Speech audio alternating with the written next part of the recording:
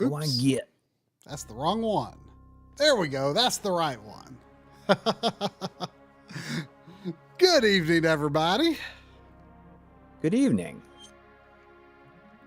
How are y'all? We're surviving. Yeah. Surviving. Feeling okay now. Yeah. I not felt well all week. I've been like really like sore, and I don't know if I've been like sick. I tested negative for COVID, but I don't know if I've just like been sick or what the deal has been. But my whole body has been aching.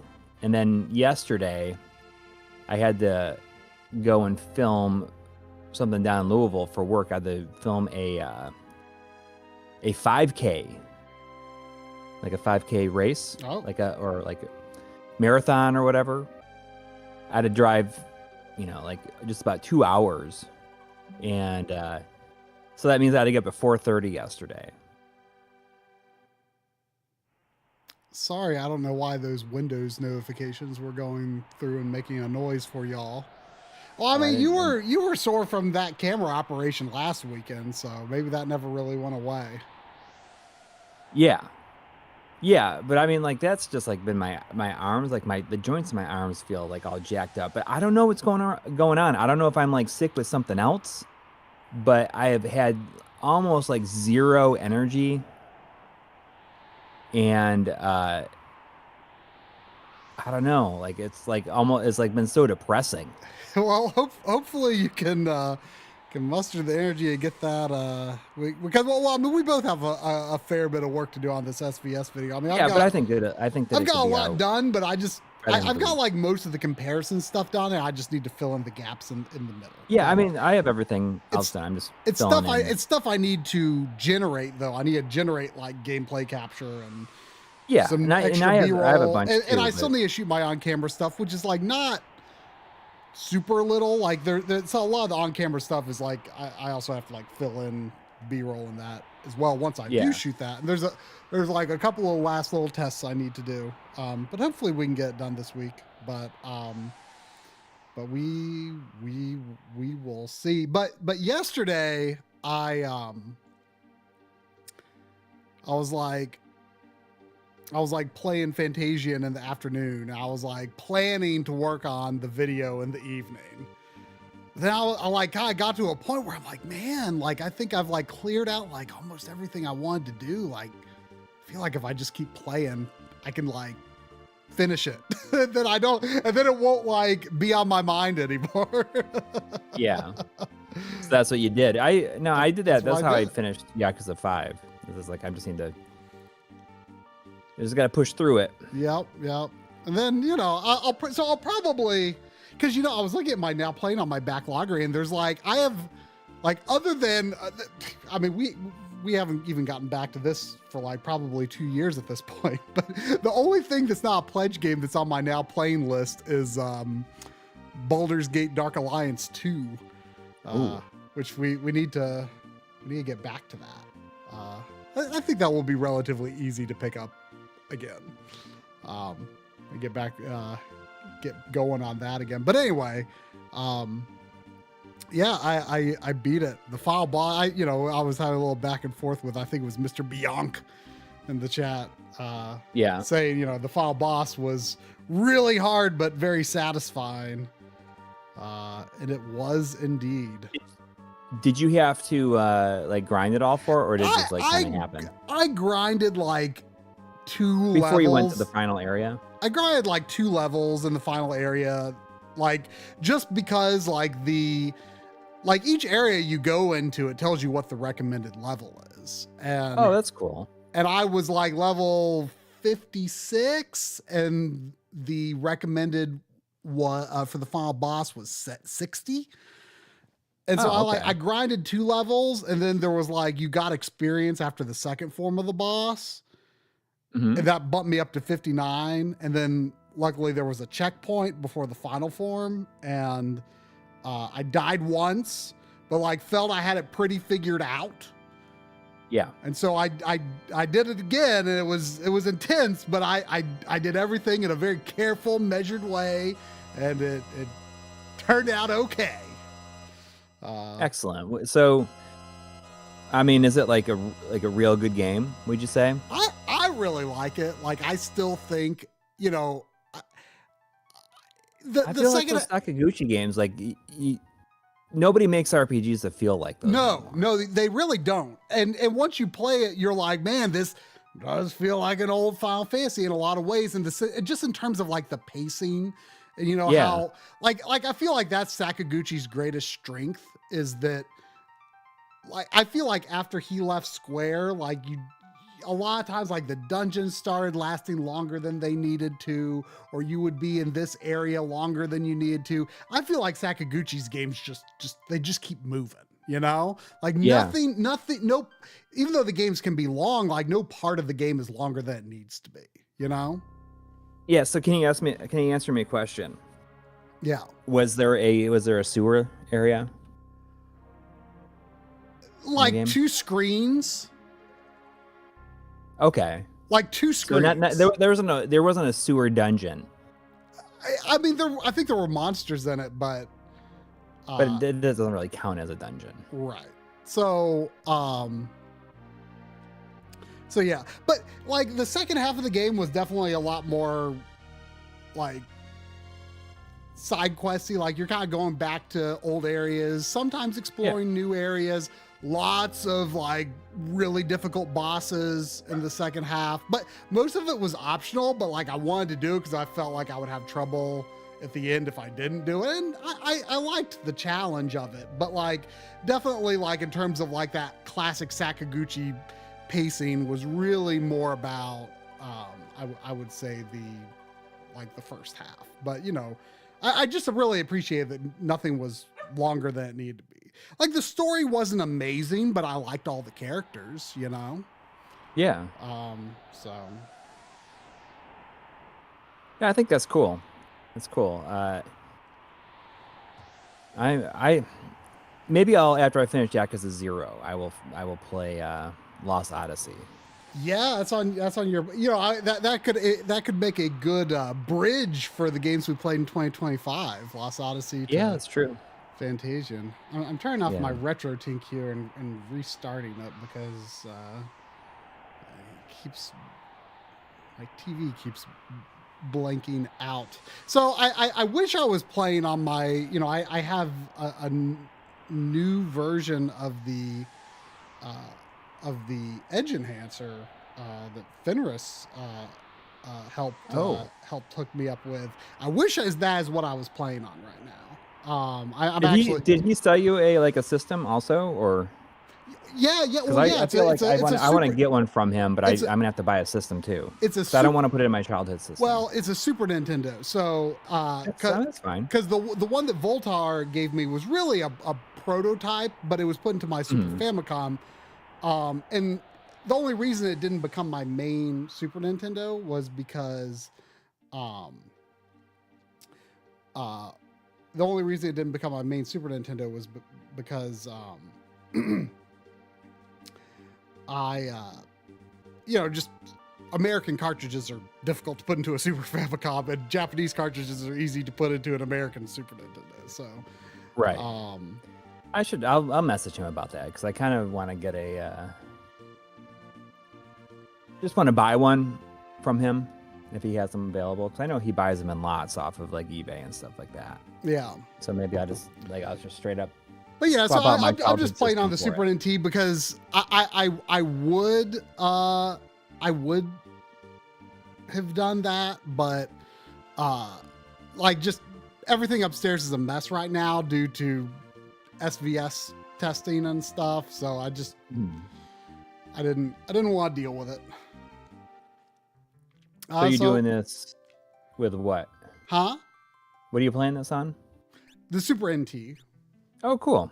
But it's with my cartridge. So, you know, real quick before I get into playing properly, you know, here's that marathon save. Yeah. Right, I'm surprised it's only 21 hours. It's still here. Here, does anyone know Warp? I hope so. Yes.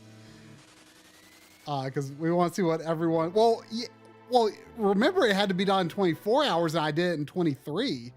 I lost like an hour dying to Kefka the first time. Oh, okay.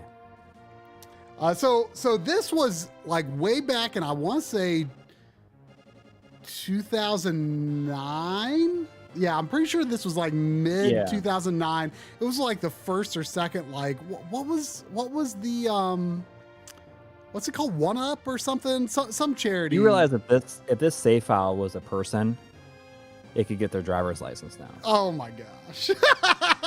And it's on my Super Nintendo cartridge battery that's never been changed. Like, that's amazing. You should dump that though with your. Oh, you dumped. Remember, you dumped everything. You dumped everything. Yeah. You should have it. You should have it. Probably it should be on the NAS. Yeah. Yeah, but anyway, but the battery's not been changed. So yeah, Moku, look at Coury C. his old lock here.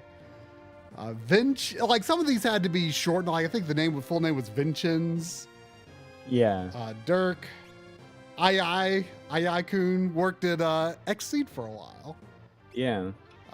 Dan, Coury, Bluefin, who actually did a stream directorship not long ago.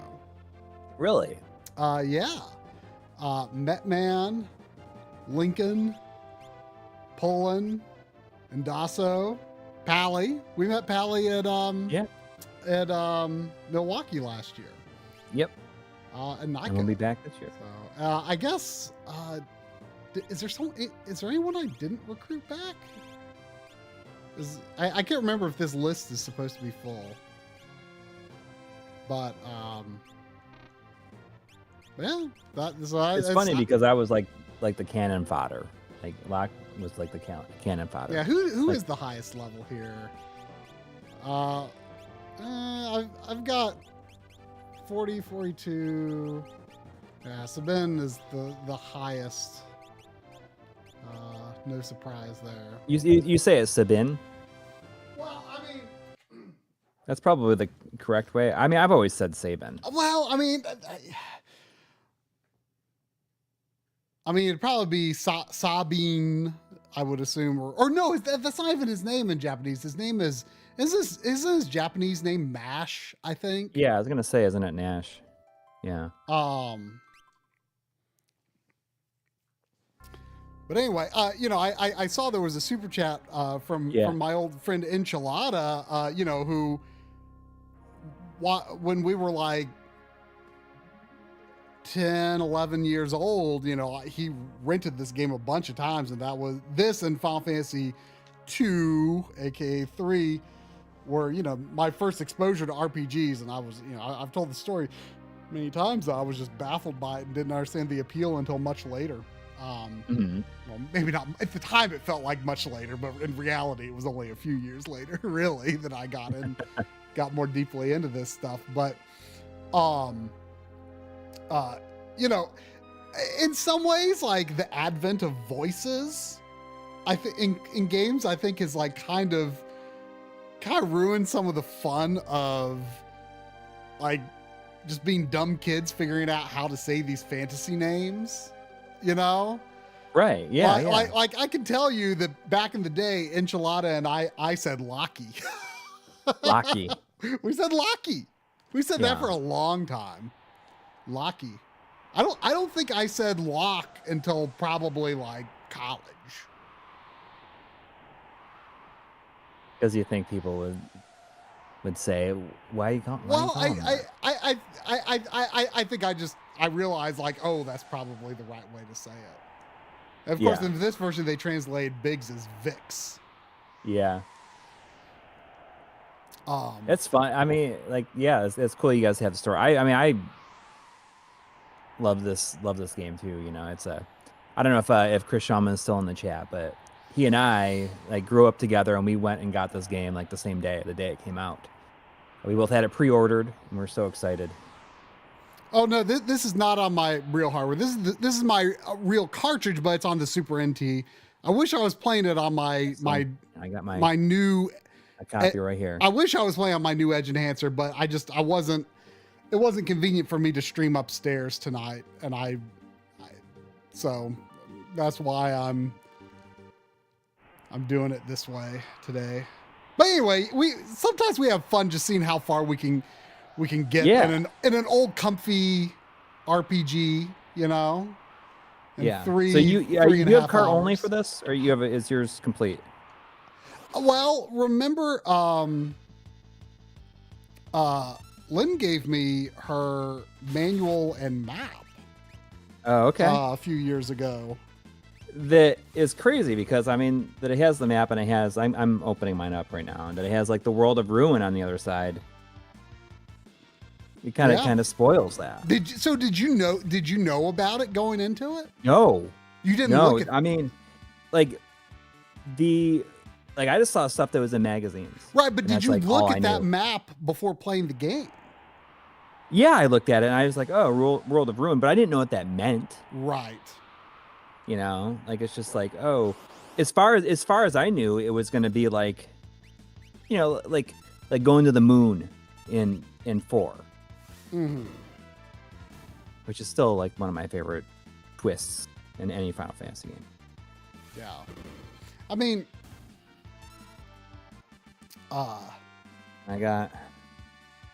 it came with a poster, and I love on the other side it has like the get your own squareware. Squareware. And you could that's where I ordered the Final Fantasy 3 and Secret of Mana soundtracks from. Like the prices are crazy in here. I mean, like I wonder if anybody has these shirts. Like this one that says like Mog and it says no wimps. Like the idea that they tried to make Mog like this hard ass is hilarious, really. Right? But I wonder if anybody's has those shirts. I mean, I would love to have that Secret of Mana shirt that just like has the box art on it. I mean, it's just a pure white shirt, but you know. But still. But these shirts are only $16. Wow. Final Fantasy 2 is $69 though. I mean, that was like the MSRP for most games, although I feel like in reality most were not actually sold for that. I wonder if anybody has most stores that Final Fantasy 3 hat. Like if anybody has that Final Fantasy 3 hat. Oh, it just has a numeral 3 on it? Yeah, but it has Mog on the side. Or this Final Fantasy 3 watch. Kind of amazing, right? Yeah. Like if anybody has that hat out there, like I wonder if that's like worth some money. Probably at this point. Secret of Mana soundtrack, and I have those. I can go over and grab them.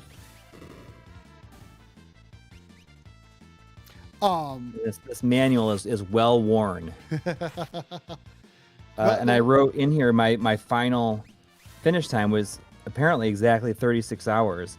And I took 72,385 steps. See, that's insane to me because I spent like I don't know about 4, but I still think I spent a pretty substantial amount of time on 4. Like most of my Final Fantasy times tended to be like, 50 to just under 70, I feel. I mean, maybe, but I don't know. I feel like 36 hours, like that seems kind of like it seems real low, but at the same time, I didn't exactly like fight every monster or anything. This is before I discovered like, hey, if you just fight everything, you'll be perfectly fine level wise most of the time. Right. Oops. No, I don't want info about save points. There's nothing in this. There's no note section in this manual because the back half of it is like the walkthrough. I mean, this is great. This is like the full color manual. Yeah. This wasn't something you always got. But when they did it, it was well worth it. Oh, Henry Clark found a website selling recreations of the No Wimp shirt. Do you want to catch up on the Yeah, yeah. Well, I mean, Super Chats? read. Did you read? Oh, I Enchiladas? didn't read Enchiladas. I just commented. I saw that there was one. I see. Well, Enchilada said with $5, thank you. He says, "My gosh, my favorite Final Fantasy that will look out of this world. Yay! Congrats on your victory of Fantasia Neo Dimension. Great stuff. Thank you." And there's also $4.99 from Breakman X saying, "Thanks, Coury, for doing the game show this week. We had an awesome time. Both you rock. Looking forward to the Final Fantasy VI stream." Yeah. Thank you. Yeah, it was a lot of fun. I have a habit of, in those kind of situations, like maybe going off on tangents and talking very fast. I feel like I kind of held it together to an extent. Like I toned down the occasional word salad that I sometimes am capable of in those situations. But it was a fun stream to do, and I really like the just the having to come up with answers to certain questions like that I'm not used to, like on the spot, just to see what I think of and what comes out of my mouth. It was fun. Thank you for having me. Probably should be much more careful about. Oh, there we go. Yeah, the welt. You need to be careful about queuing up your attacks too far ahead of time. You know, I need to go into the menu and set the battle speed fast. Yeah, because we're just gonna see how far you can get. Yeah. I talk about this a lot, and I think I've mentioned it to you before, and I think we've talked about it. Is, you know, do you feel as though does this have the best first hour of any Final Fantasy game? The best first hour? It's like, yeah, I always feel like the best first hour is either between this and 9. Oh,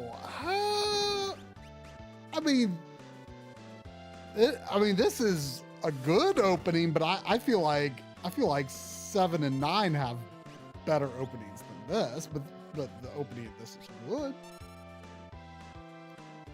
I mean, I guess first hour would include like from the very beginning to when Figaro Castle goes like under the sand. Mm-hmm. 7 is also a good hour, but I feel like it's got the first 20 minutes. Well, I mean, it's really good, because then after that it's kind of like it slows down a lot. But then again, like when I think in the first hour and 9, I'm kind of giving it more credit than that, because I think about to the point where they escape and they crash land. Mm-hmm. That's probably more than an hour, honestly. But I mean, this is my favorite first hour. Like from the very beginning to the Figaro Castle going underneath the sand. It's I don't know. There's just something about like the music.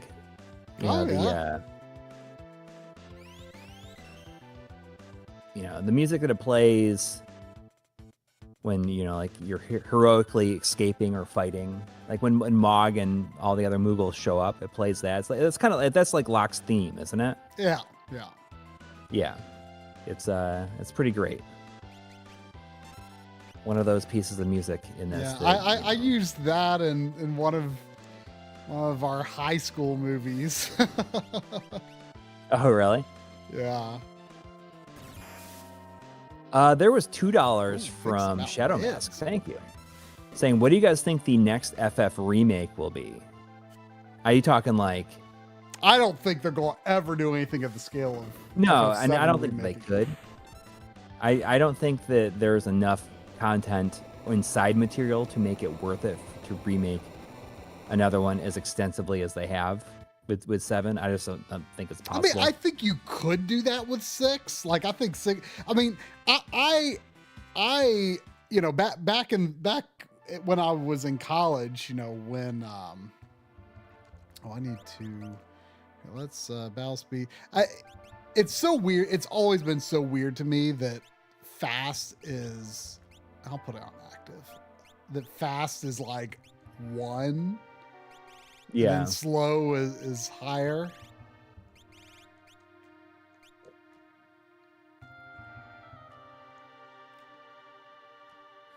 But you know, back when I was in college, I think I've told this story before. I wasn't considering that we might get in more fights. But back when I was in college, you know, that was like in the middle of the Lord of the Rings movies coming out, right? You know, so like, you know, like big epic movie trilogies were, you know, that was like, it was on my mind. Yeah. And, you know, I had it all planned out in my head, like how I would make a Lord of the Rings style Final Fantasy VI movie trilogy. And like the 3 parts would be called, the first one would be World of Balance, part 2 would be World of Espers, and part 3 would be World of Ruin. Yeah. Like I had it like all worked out in my head, like, you know, how each one would start and where it would end up. Like the first one ends with the big battle above Narsh right before Terra flies away, right? Yeah. And then part 2 would be, you know, the search for Terra up through the floating continent. And then, of course, part 3 would be the World of Ruin. Yeah. And that last part would have to be as long as the other two combined. Basically. That last part would have to be as long as the other two combined. It would be challenging, but that's like that's the division that makes sense, I think. Yeah, so, for sure. Like, I feel like if they wanted to do that division for a game, it could work. Yeah, I mean, I would hope that they wouldn't need to. I mean, split it into 3 parts. You know, the people have seemed so convinced that some tier of remake, you know, obviously it's not going to be a 7 remake tier, but some tier of remake for 9 has been the works for a long time. And right. I wonder if it was like rebooted in development at some point or something, because like it seemed like a lot of industry insiders were convinced it was about to be unveiled, and then it still hasn't happened. So I mean, wonder what happened. I feel like they could do it and not have it be like too terribly crazy. You know, they could still use like Unreal Engine to make it, and then just like don't have to have like a million. Just like use Unreal to like make something that like looks like it already looks. Yeah. So all right, here we go. We're doing chromo here. All right. So how do we chromoify Terra? So for people that didn't see Coury's Chrono Trigger stream, we made it so that each one letter, and if it's a letter that's in the name more than once, it changes both of them, but one letter becomes an adjacent letter. So we could do we could do Sarah, we could do or Tessa. We could do Tekka. we could do Turb.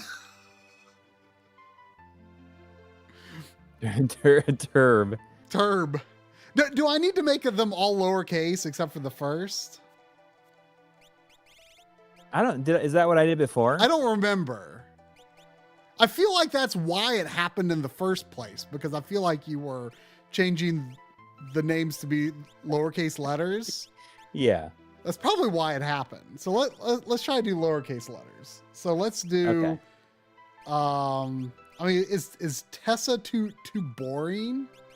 It is. I mean, I feel like what about Tekka? Or Turb? I think that Turb might be the best. Turb is the way to go? Turb, yeah. Okay. Turb. Makes me think of that Japanese. My name is Turb. There's some who call me Turb.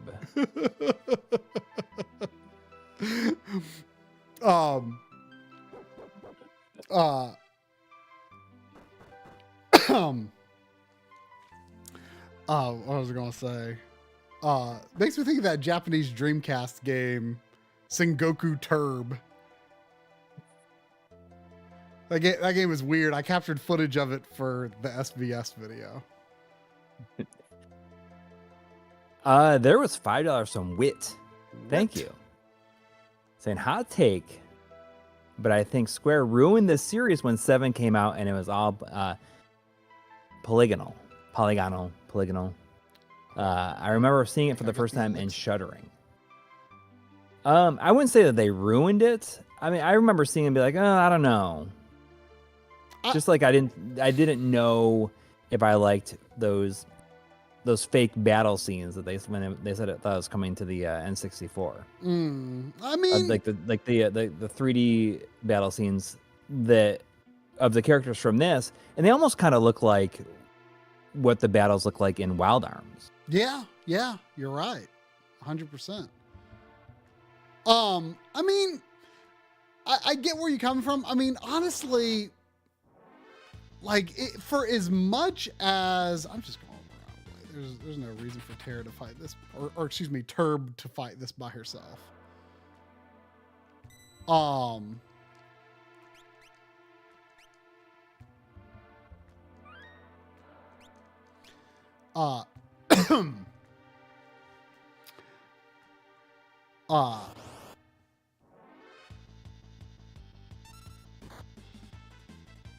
I don't want Tara to fight alone. What was I gonna say? Oh yeah, the polygons and I mean, I feel like I have a lot of nostalgia for like that era of CG and, you know, just everyone kind of figuring it out, you know? Mm-hmm. I think it was a very special time, and I feel like games felt really unique because everyone was trying to figure it out. There was no like best practices, no standards, right? And I feel like to this day that makes it kind of a cool and unique. Yeah. Games just feel cool and unique. I mean, you know, obviously the aesthetic is, you know, much more modern and the characters don't look weird and blocky, but you know, a big part of the appeal to Fantasian for me was like the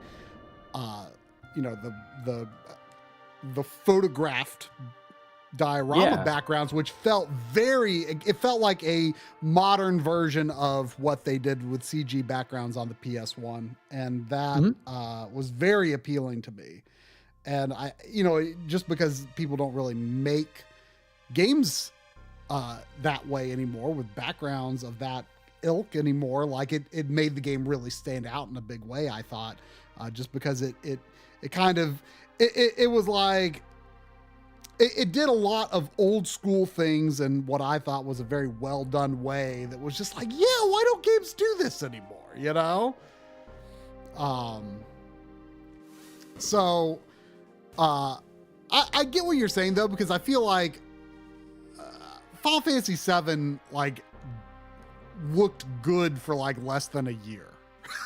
like people were really impressed with like, oh, how cinematic and stuff it was, but like I feel like but there's a reason they only showed either battle scenes or like cut scenes with like the normal, with like more human proportioned versions of the characters. I mean, by the time games like Parasite Eve were coming out, like I don't think Final Fantasy VII really was considered to look that good anymore. Right. But you know, actually, John, a point that John likes to make, there's something to it, I think. Like in the battle scenes, the character models don't use a lot of textures. Like they mostly just have textures for the eyes, and the textures are used very sparsely. Versus, say, something like Final Fantasy VII, where you know the characters are heavily textured, and he says he thinks that makes the characters, the character models have aged much better because they look clean. Oh, absolutely! Like what is it, like garage shading or whatever it is? Yeah. They have. All right, we got Locke. We got lock. What? Oh, I mean, like someone was just saying it's got to be cock, right? I mean, it's got to be. You got to change the L to a K. It's got to be cock. Sorry. It's got to be. Does it? I don't know. I don't know. We can do mock. We could do lod. We could do lop. We could do everyone's saying it's gotta be cock. Cocky. You can say it's. You can even say it, if it makes it feel better. You can say it cocky if you want to. Cocky. If it makes it feel better. My God, let's look at our options. Let's consider everything. I'm being a poor salesman to the crowd here, though. We could do log.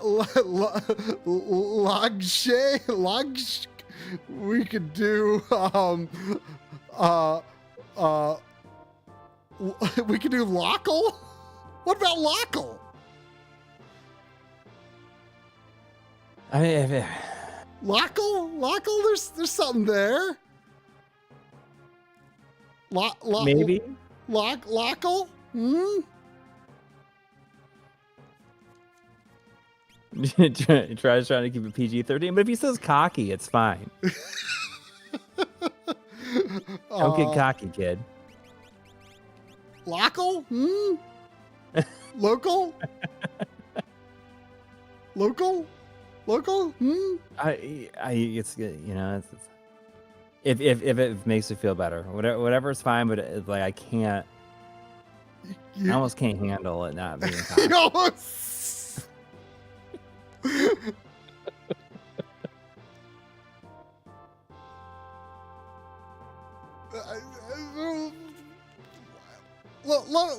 Y'all get used to local. Okay. Y'all get used to it and you'll like it. Okay.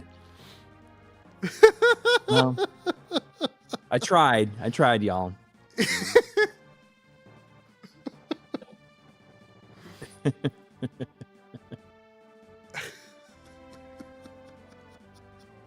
I don't know. Like, who's next? Is it Edgar's next, right?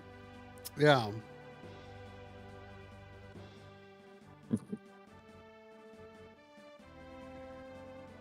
Well, but this is one of the best parts. I love when the Moogles show up, and it's really funny because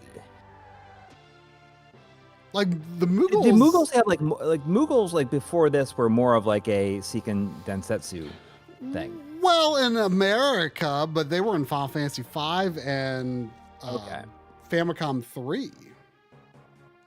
They got their start on Famicom 3. Got it. Okay, so that's when they used to like cross-pollinate the games a bit more. I always liked the Moogle design in Secret of Mana, though. Yeah. I mean, and those are kind of like the default. I feel like that's like when I think of Moogles, I was thinking about like getting turned into them in Secret of Mana, and it says Moogled. Yeah. You've been Moogled. All right, there's container 7 with $5. Saying $5 for Lockle. Thank you, Container 7. Thank you. Glad someone appreciates it. Too bad we can't rename the Moogles. Yeah. My favorite was always Q-Pack. Oh yeah. Where's it's just funny that Mog's pretty good too. I think Mog's is good because he's the only one that doesn't start with a K. It's just like what makes him different. Yeah, we got Q-Pack, Q-Pop, and Kumama. Yeah. Kumama. Sometimes they say Kupapo.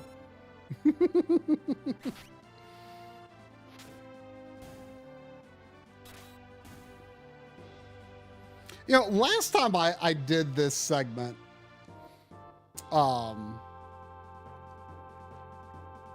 was trying to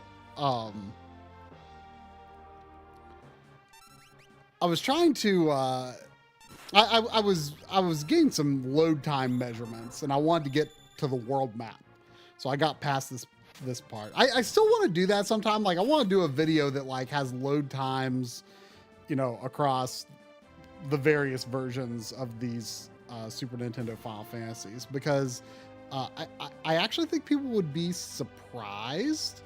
Some are. I feel that FF4 is really overlooked on PS1, and that's like the main reason I wanna make some kind of video to kind of highlight that. Because they took so much crap for like the bad loading and Chrono Trigger and right. This, right? And I think 5 doesn't have load times. Well, as far as I remember, 5 is slow. 5 is not, in my opinion, that bad. Actually, some load time, like I want to say between world map and or like town and world map is actually as quick, if not quicker, on PS1 for FF5. But I think loading it in and out of battle is definitely slower. But Final Fantasy 4 in some instances is faster on PS1 than Super Nintendo. I think it's really overlooked.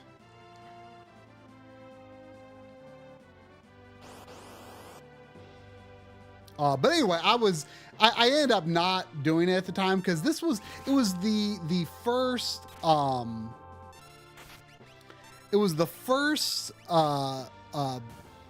multi-game compilations video. And like I spent like way too much time because I wanted to include this game. Like I spent way too much time, and I'm like, man, this is going to end up needing to be its own video. Was it even in the second one, or was it? I think it. I think it was in the first, but it was only briefly mentioned because I'm like, I'm going to have to save these ideas for another video. Yeah. So anyway, that was at some point last year. I played through this segment previously. And I don't remember the result of this exactly, but let's see. This part is in good shape. I mean, Mog is OP. He's got like 212 HP. Like this guy looks like you could get around him. Oh wait, can you? Oh, that's right. You can get around him, but they won't. Locke can't leave, can he? Like, I think you can walk around this guy. I never realized this, but you can walk around. It's not something I ever considered trying to do. Yeah, but I don't. It's like, fight me. Yeah, you can't do it. Oh well, let's see. Mog's team seems good. Let's do Mog's team. It's crazy that like you hear boss music like what's Dusk Red? I do not know Mog's dances very well. Oh yeah, that's right. They mostly do like random effects on enemies. Something like that. Yeah, it just depends on what kind of like area they're in. I've never used him heavily in this game. Oh, he's like in dance mode now. See, I forgot all about that. I don't even remember how to. Can you even get him out of dance mode? I don't know. There's $10 from Jason Hubbard. Thank you. Saying that sci-fi Final Fantasy movie came out. Mom just consumed him. Oh, he's like, that's amazing. Yeah, look at those Moogles dancing, Sandy. Look at that. Jason Hubbard with $10 said that sci-fi Final Fantasy movie came out 6 months before Fellowship of the Ring, which made fantasy cool again for a while. Really? Wow. That's insane that it came out that close to Fellowship of the Ring. I never really considered that. Like, and then like only a year later you would have, Gollum, which I mean they had just the smallest bit of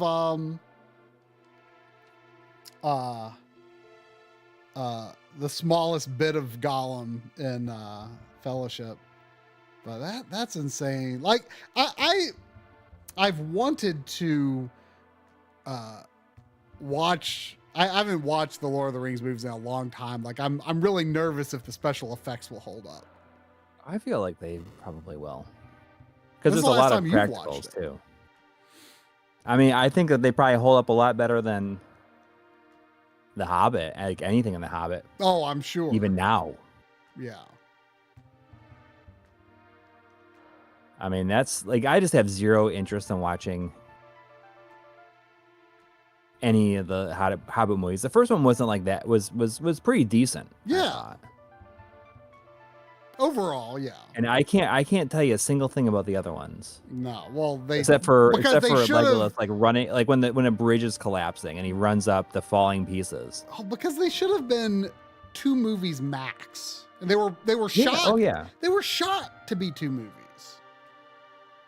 Yeah. I was just thinking about Peter Jackson. I don't think Peter Jackson has he made anything. Has he directed another movie since that?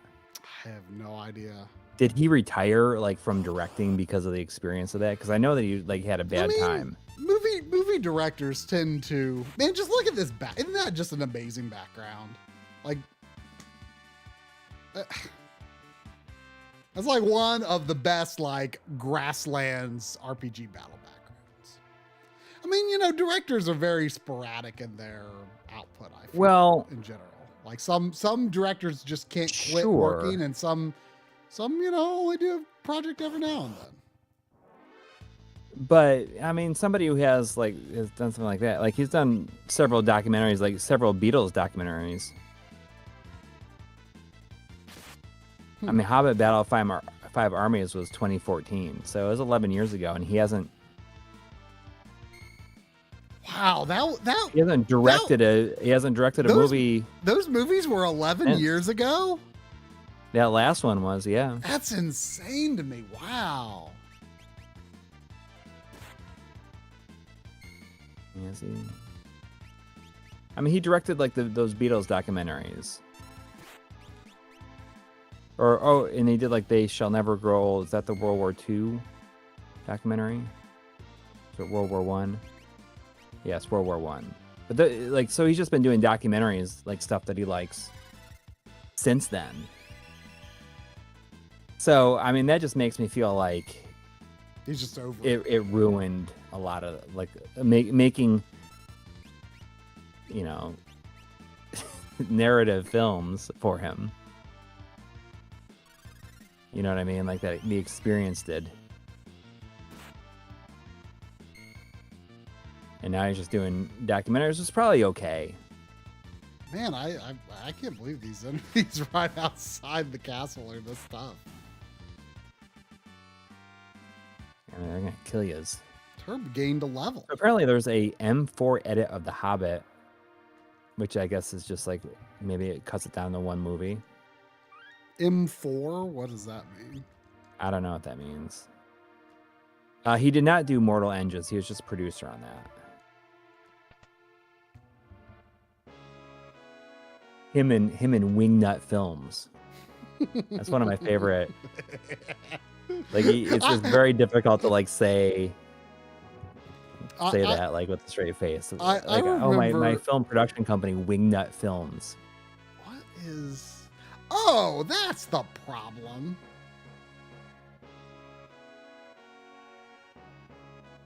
What? I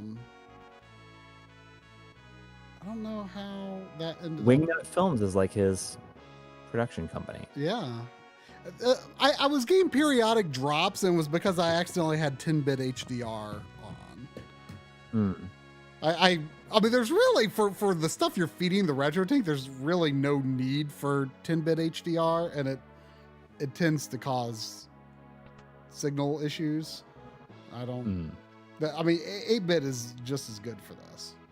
I remember. I'll never forget. I'd already seen Fellowship of the Ring. I'd already seen it, but then when I was visiting my cousin's family for Christmas that year, we decided to go like on Christmas Day. We all went. Me, my dad, my uncle, my cousin, and my cousin's husband went to see Fellowship of the Ring on Christmas Day. And I just very distinctly remember when that opening, you know, the company logo, and my uncle was like a huge he's a wingnut still is, I assume, like a huge Tolkien nerd. Like he could tell you everything about Lord of the Rings. Yeah. But I just very distinctly remember when Wingnut Films popped up on screen, he just said, Wingnut. Wingnut. That's the only thing he said the entire movie. He's just like, Wingnut? Wingnut.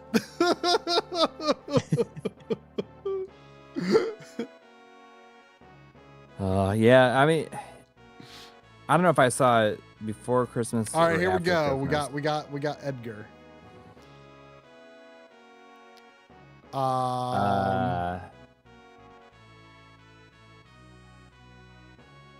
Edgar, Egar.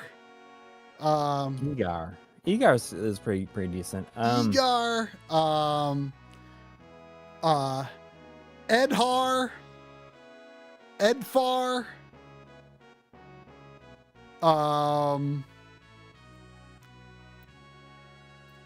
Edgak. Edgak. Edgas. It's got to be.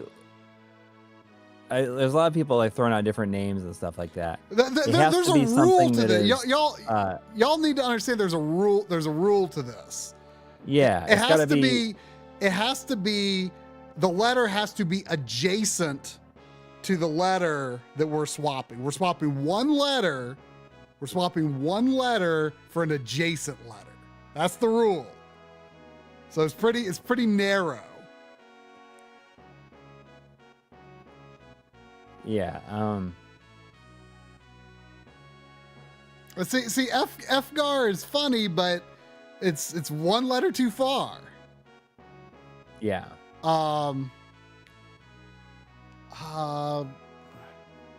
It's just gonna be one, right? I feel like DD Gar would be fun. It's fun. DD Gar?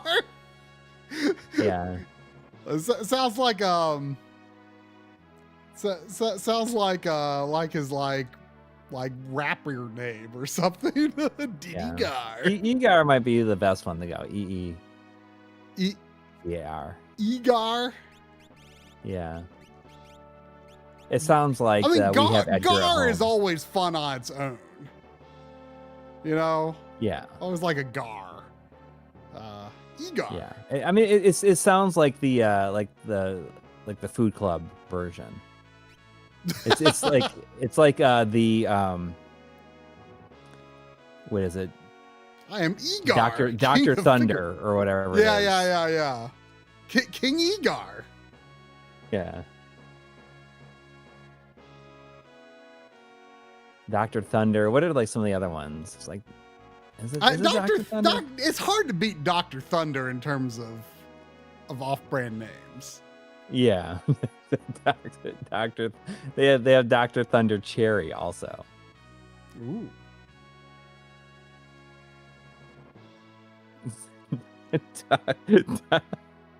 Dr. Thunder.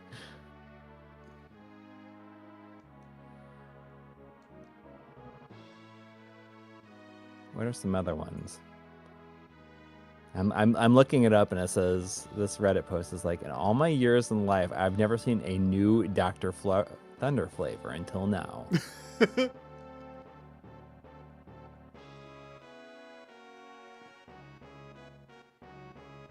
Who makes is it like Food Club? Is it Great? I don't know who makes it, or I don't know if Food Club was just like a thing that was. I've heard you use that around term my area. I feel like that was just your like around here we've got Harris Teeter, and they call their their upscale store brand stuff is like HT Traders, you know. Yeah, well now it's more common, but I feel like Food Club was like kind of a generic brand for everybody.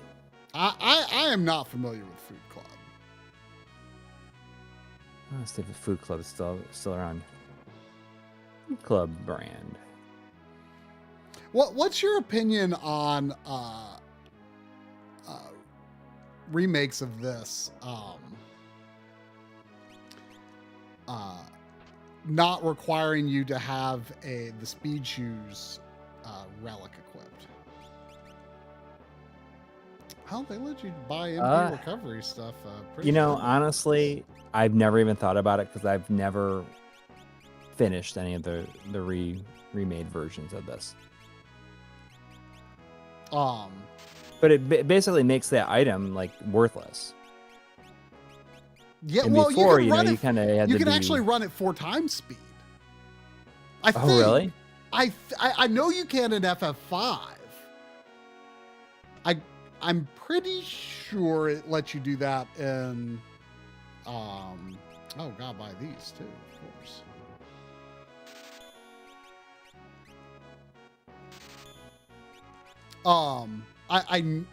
So in FF5, if you learn the thief skill, that lets you run fast. Like you can run at 4 times speed if you have that equipped while holding the cancel button.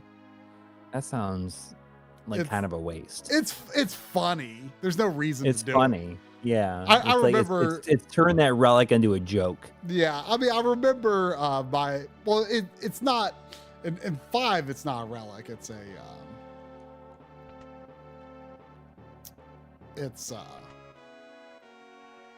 it's an ability. Okay. A thief ability that you can learn. Although you might be able to just do it if you have a thief in the party.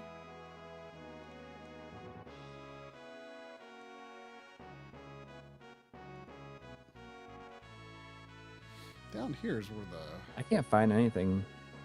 Food Club cereal. Well, they've like rebranded their logo now. I want to see what the classic logo looks like. Yes, I know this is the old Food Club, but I know it's kind of like a.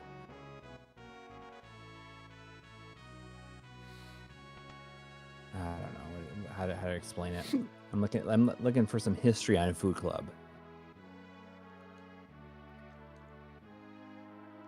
I love food is what brings people together. One of my favorite things about the world of Final Fantasy VI is like the concept of magic just doesn't even exist. Yeah. Like they don't. They're just like we don't know what that is. Yeah. Like it doesn't even exist really in like a fantasy sense. Right. Like. Or or like even in a legend, like the legends of magic are just so lost that people just don't even know what it means to just like do these things. Yeah. Well, how do you feel about that overworld on this? Like, I just caught a glimpse of it. It's not as clean as I guess it could be, but well, I feel like it's not as like good looking as it is in my memories. Yeah. I don't remember what triggers the event with Kefka. Yeah, find Edgar. Do I have to talk to an NPC?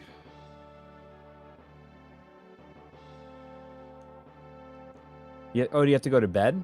I did. Oh. But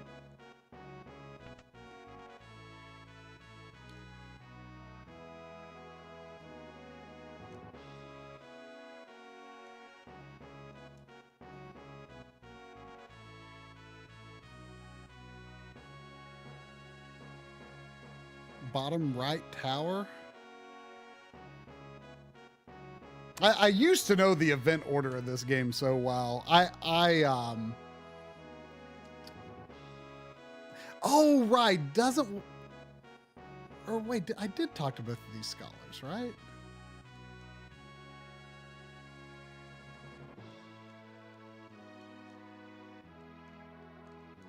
I mean, I think out of like a lot of games, like this has one of the most interesting worlds visually.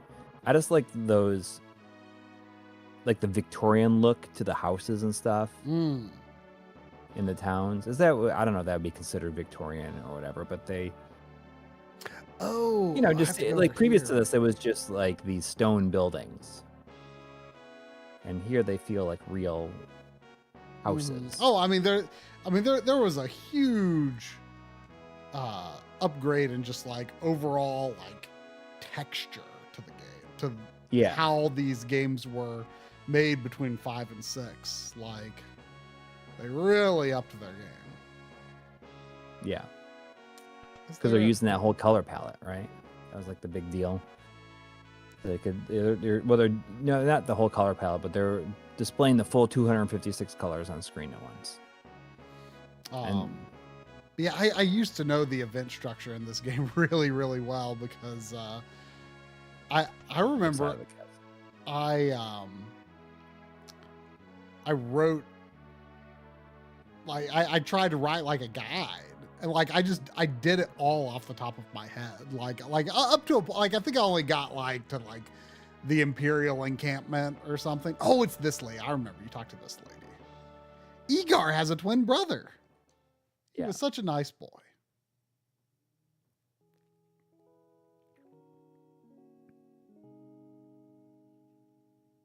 Youth. Yeah, we can't play it at 1.25 speed though. People who want to watch the archive tomorrow can watch it that fast, though, if they want to.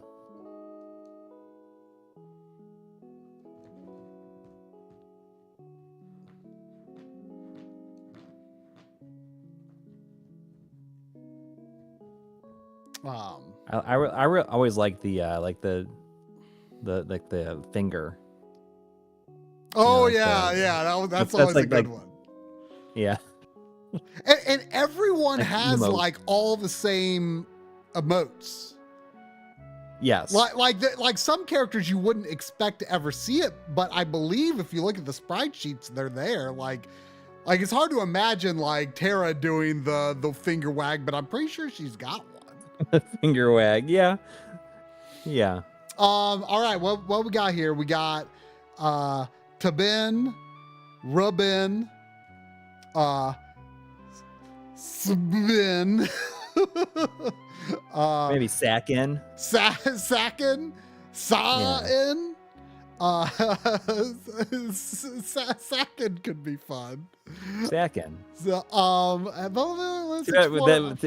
we would have had Cock and Sakin.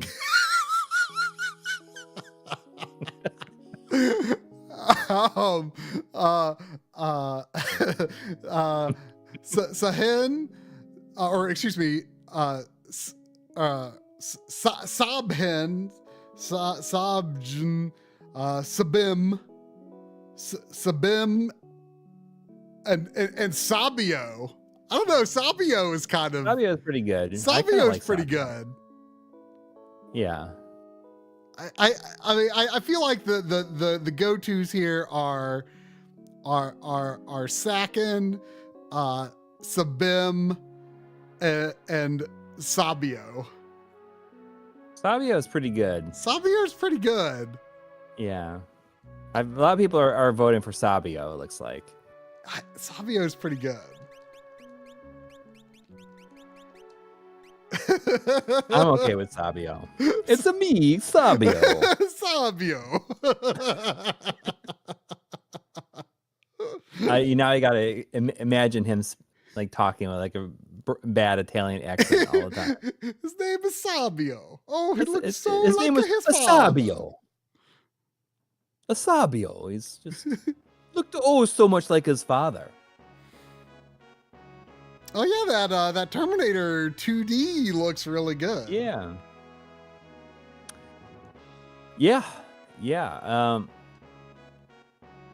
It seems pretty cool. When I first saw it pop up, I was like, "What is this? Is it going to be like a remake or like a spiritual successor to like the Terminator game?" Like in a way, it kind of is. Like that, like the Terminator for Sega CD and stuff. I mean, it looks cool. Like the cutscene graphics look pretty neat.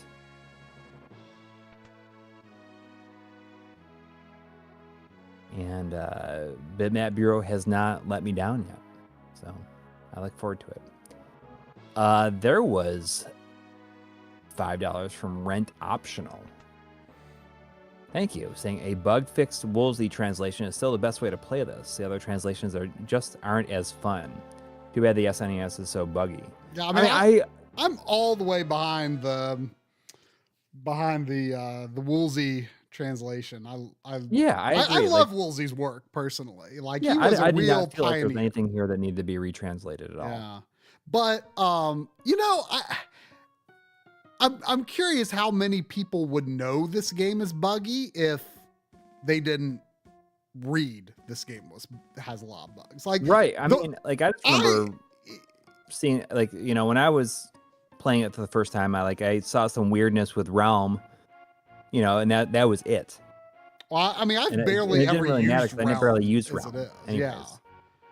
The main thing I think of is that supposedly blind doesn't do anything. Oh, see, I wouldn't even noticed that, because that's also, I was never big on inflicting status effects on enemies. Well, yeah, but it also doesn't do anything to you. Oh, well, I mean, I would never even notice. I feel like status effects, I would not have noticed if it was working or not. Status effects on enemies have become more useful over the years, I think. Like, yes, in this era of game, status effects on a particular, mostly because they wouldn't stick to bosses. But it can be a critical part of the strategy in games now. But still, stuff like poison and blind are things that even today I would rarely do unless it was like it's useful in, say, Final Fantasy VIII, where you can equip poison or blind to your weapon or to your defense. Exactly. That's different. Yeah. That's different. When it's something that's just a part of your attack, like just a buff to it, and not something you're wasting a turn using specifically, you know? For sure.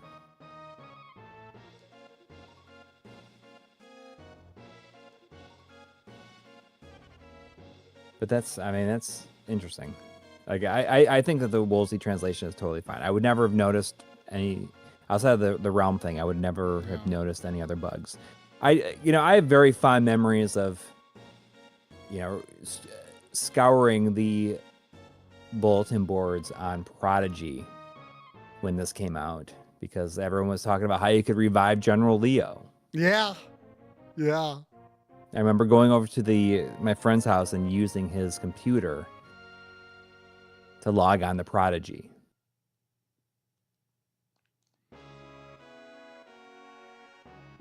Where's Turb? Oh, that Turb.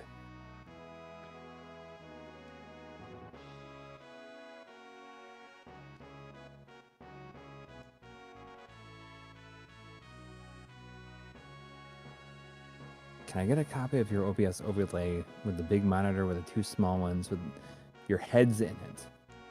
You can take a screenshot, but yeah, it sounds. All these elements were created by Try, like using photographs, right?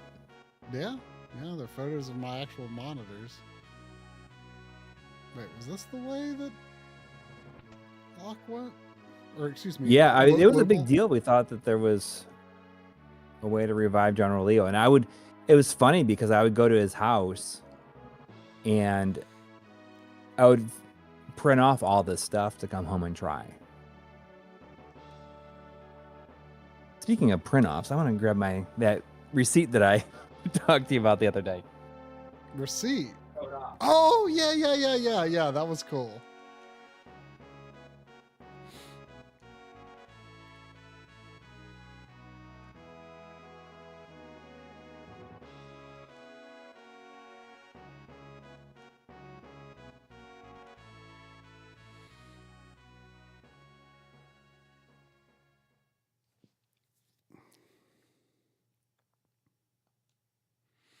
You know what I think was such a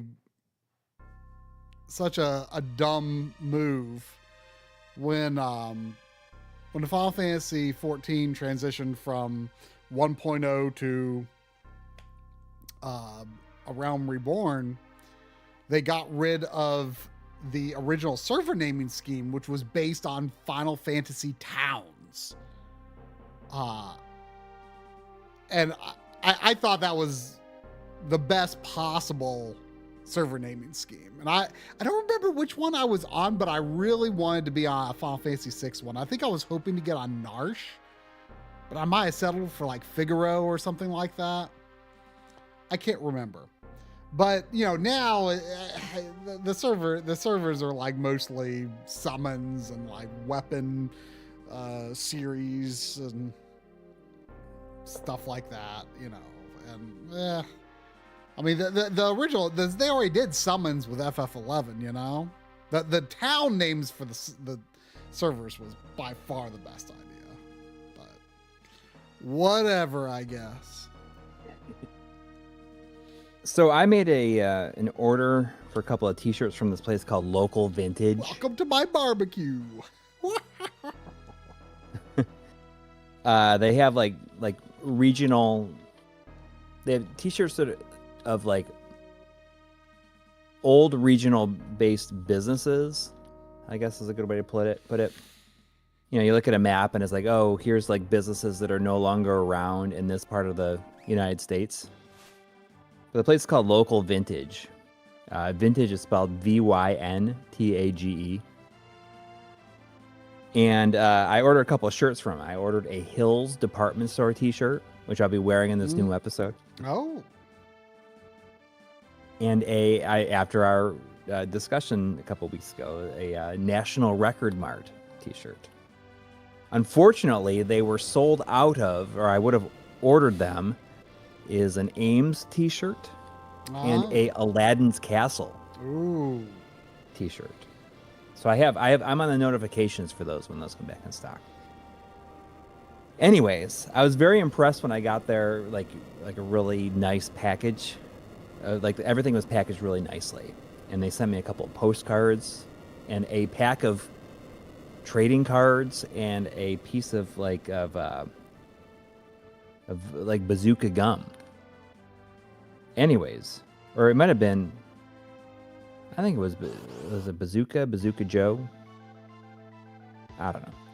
Anyways, I was extremely impressed by the fact their commitment to the whole bit by sending the receipt on like a dot matrix printout. Like the whole thing.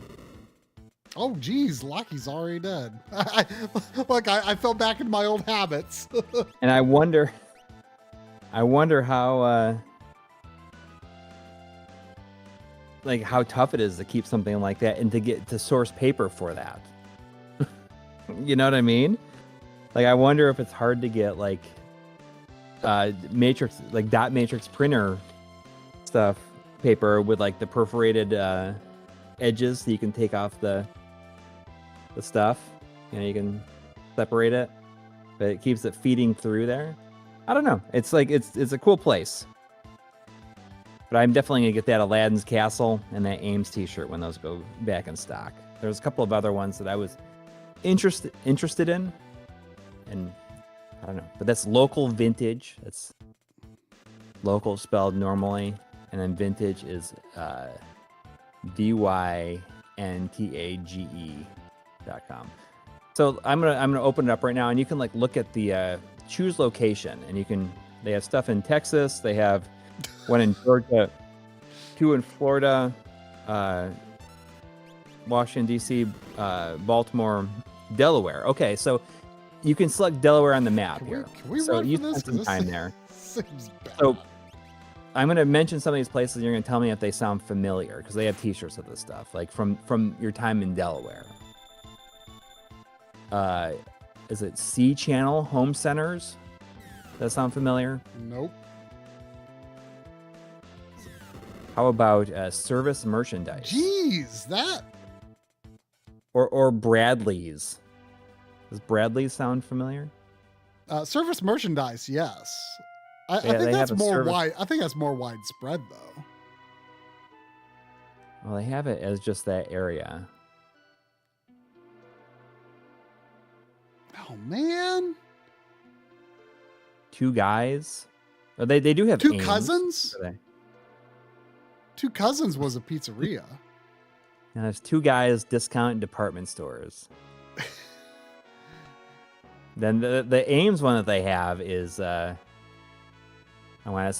says bargains by the bagful. That's the one I want. They also have hoodies, but I want. Man, so that did not go well. Did you die? Yeah, like we got absolutely wrecked. Like those guys were like one-shotting us. Jeez, you went the wrong direction, I guess. No, I didn't have control.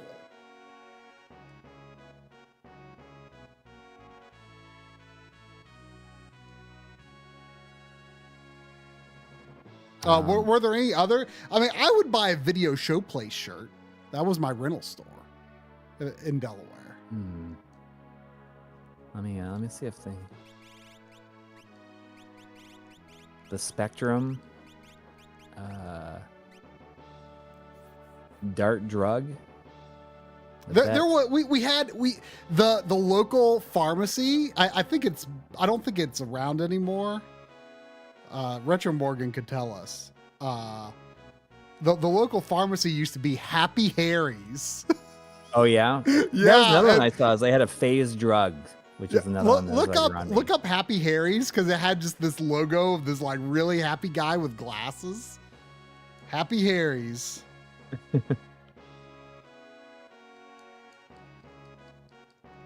There's a James Way one. Peter Panda. Zayers, which is let's see here. People's Drug. They have penguin, something called Penguin Feather.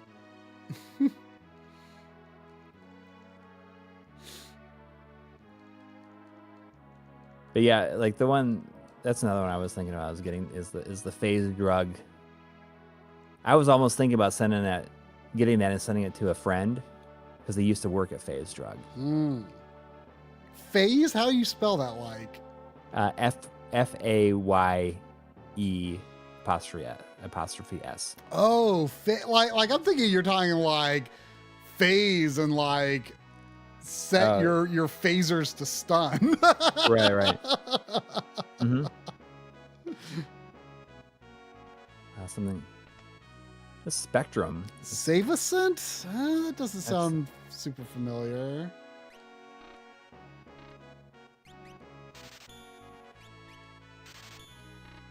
Oh, so he already has the auto crossbow.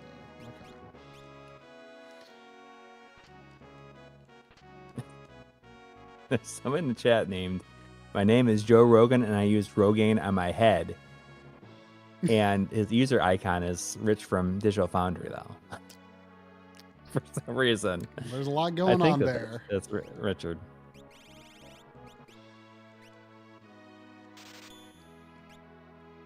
What about Caldor? Does that sound familiar? Caldor started in Connecticut, I guess. Caldor Isle is a place in Lunar Silver Star. Oh, that's probably why I'm thinking it sounds familiar. Green Stamps Play World.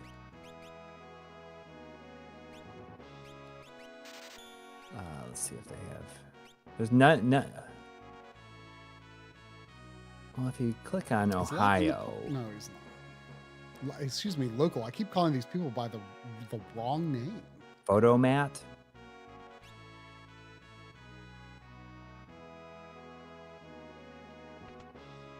It lets me choose entire states, but I don't know if that matters.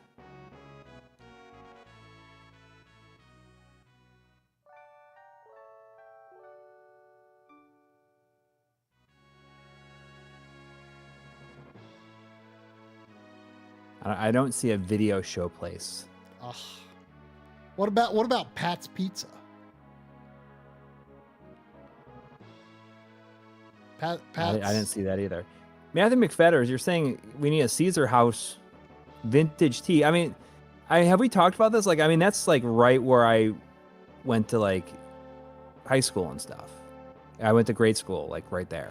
I had friends who worked there at Caesar House. Have we talked about this? I feel like I don't know what stuff that is. like around the in like other areas, but I didn't know it was like that specific.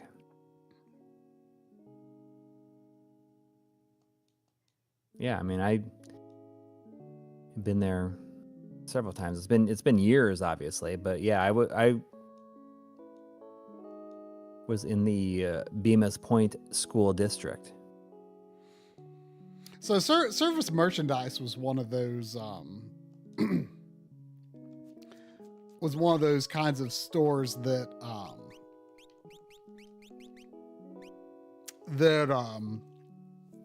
like you looked at the stuff you wanted and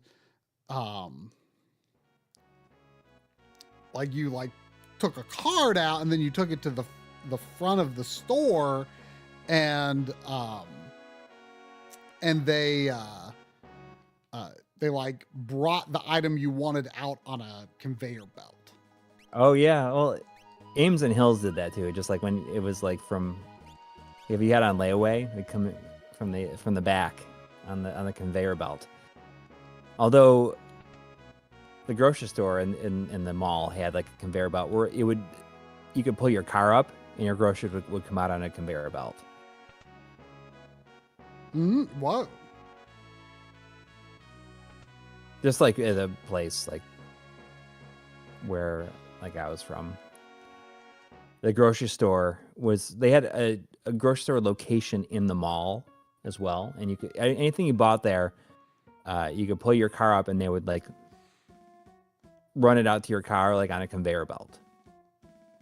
You like pull up to it. Wow. That's and wild. It would come outside. And you could... Whoa, Sane Rub says Service Merchandise. You could rent stuff at Service Merchandise. Maybe. I'll tell you, like the thing that gets me more than anything in Yakuza 0, like it's the specific name Sega High Tech Land, that the arcades are called High Tech Land, and it's that specific shade of blue that it says it in, that the logo is in. It's just like, oh, there's like something like so nostalgic about that combination. I don't know if you heard me say that before, but I feel like the villains in Yakuza 0 are so much better than any other game.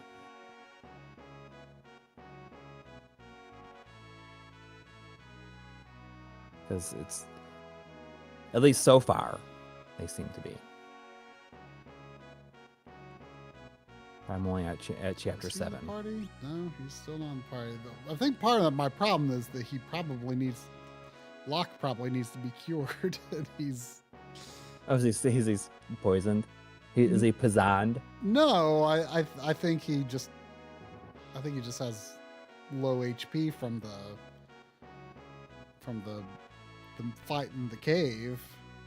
Because he like died immediately in that Magitech armor fight.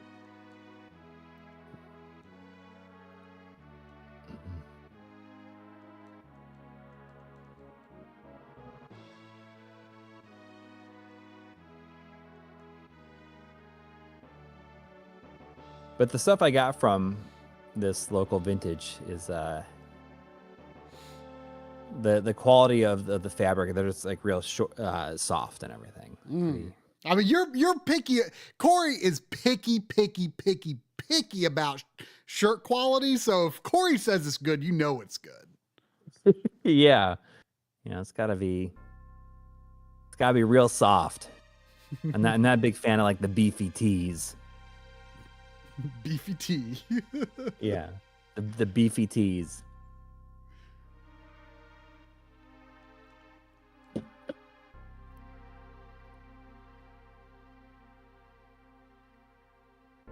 S tier sicko when it comes to shirt quality. Yeah. I mean, that's... I good luck with local vintage, and I ordered a couple of shirts directly from Atari because they opened that store. I wanted to get a Digital Eclipse shirt, and I ordered it. I feel so stupid. I ordered like a bunch of because they put up like all that Digital Eclipse gold gold master series and Night Dive stuff. Mm-hmm. And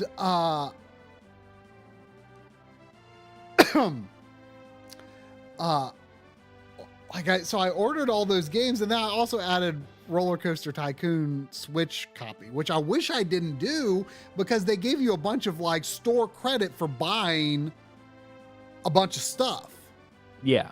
And so like I could have just saved the $30 they gave me back for Roller Coaster Tycoon, but I did, you know, it's so then I'm like, oh, what do I looked at, I already bought all the games I wanted.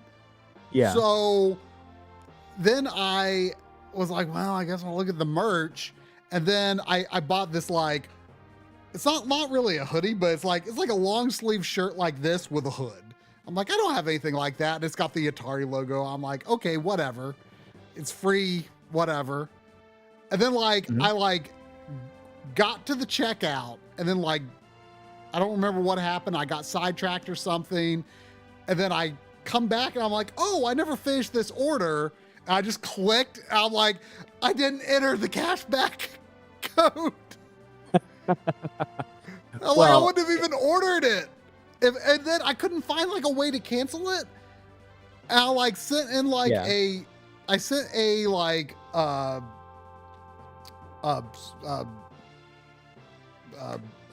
assistance support ticket. That's the word, support ticket. I didn't hear back, and I think it's shipped. Well, even more, if you want to order another one, now you have that. And I think that they gave the wrong release date initially for those Goldmaster physical releases. They sent me, like, said, oh, you know, we said these would ship at this time, but it's actually going to be sometime this summer. Here's a 20% off coupon for your next order. I really screwed up. All right, let's not screw up. Maybe I honestly I should probably the only reason I turned combat on to active instead of weight was just because I thought everything was going to be so easy up to the point that we would be doing on this stream that I wouldn't need it. But then I got wrecked, so maybe I'll if I die. Oh, his HP's not that bad. Okay, Tara's just gonna have to be on healing duty.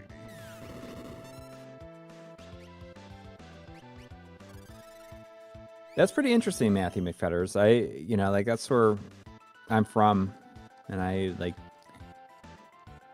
went to a lot of those places. I went to school. I went to school in Bemis Point, and I didn't know Caesar House was closed. I thought that they were trying to sell it, and maybe they couldn't sell it. That's interesting. That's where my 10th high school reunion was.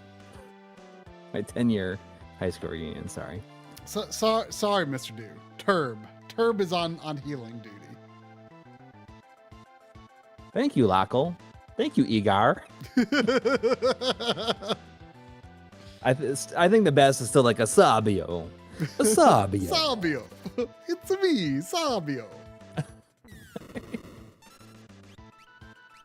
Ugh, dang it. He died. Oh, and she's about to die. Why is this so hard? I don't know why this is so hard. I feel like I should remember. Okay, well that one died. I mean, they don't have a lot of HP, but they hit you really hard. Hit real hard. It's so hard. I don't remember, because I feel like I usually use like the highest speed and active in this game. Maybe I don't use active in this game usually. I felt like I used to use active battle, but then like I realize that's stupid when, you know, you're just browsing your, you know, it's on, it goes into weight when you're on like the magic list or the item list. That's the only difference. Son of a submariner. I thought it was Submariner.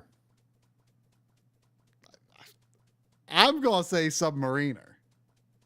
Oh, I thought it was Submariner. I mean, I have never heard a human other than Kefka use that word, so I don't know how it's said. The character in, like, I just knew it because of like there's a Marvel character in Submariner. Oh.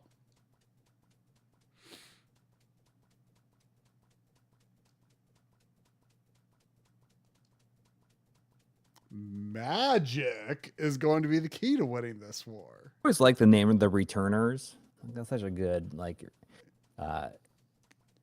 name for like a resistance. Yeah.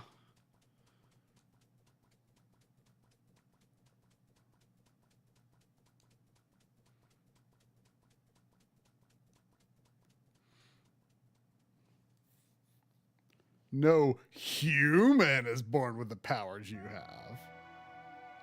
Ooh. Locke is just like, I'm just going around my chocobo over here. Yeah. I'm not associated with this guy. Lockle, excuse me. Lockle and Egar.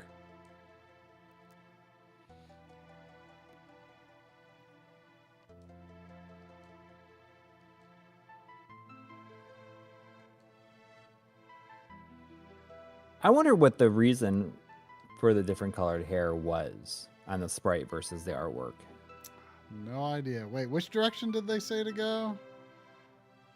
It's like southeast or something like that. You should save. I can't save while I'm on the chocobo. But, you know, It's right there. You went past it. Oh yeah, I see it.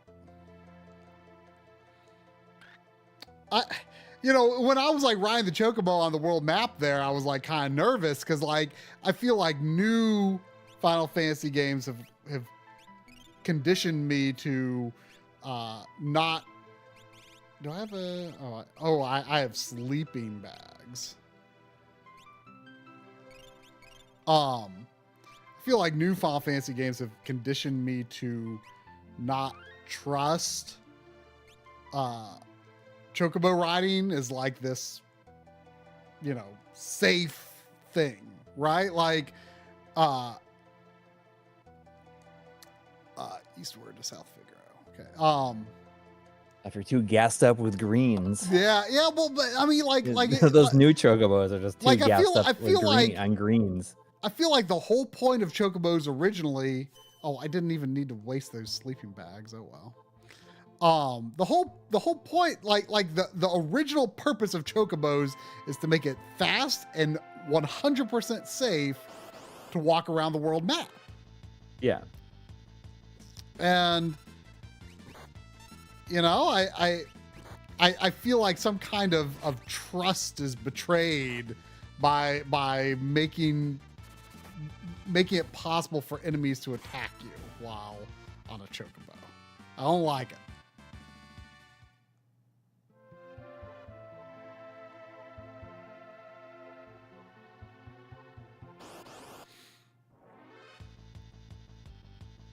So this one's gonna be everyone in the chat room laughing at me. Well, like to this day, like I can't stop saying Sellies. Oh really? Like even now? Like I just I can't break the habit. Sounds wrong any other way? Well, I can't break the habit. It's Sellies. It's not Celis. It's Sellies. I mean, I've always said Celis, but I've heard people say it like pronounce it like more like Celeste. Yeah. Which I like. I wonder if there's anybody out there that named their daughter Celis after her, because she kind of becomes like the main character in the second half. Yeah.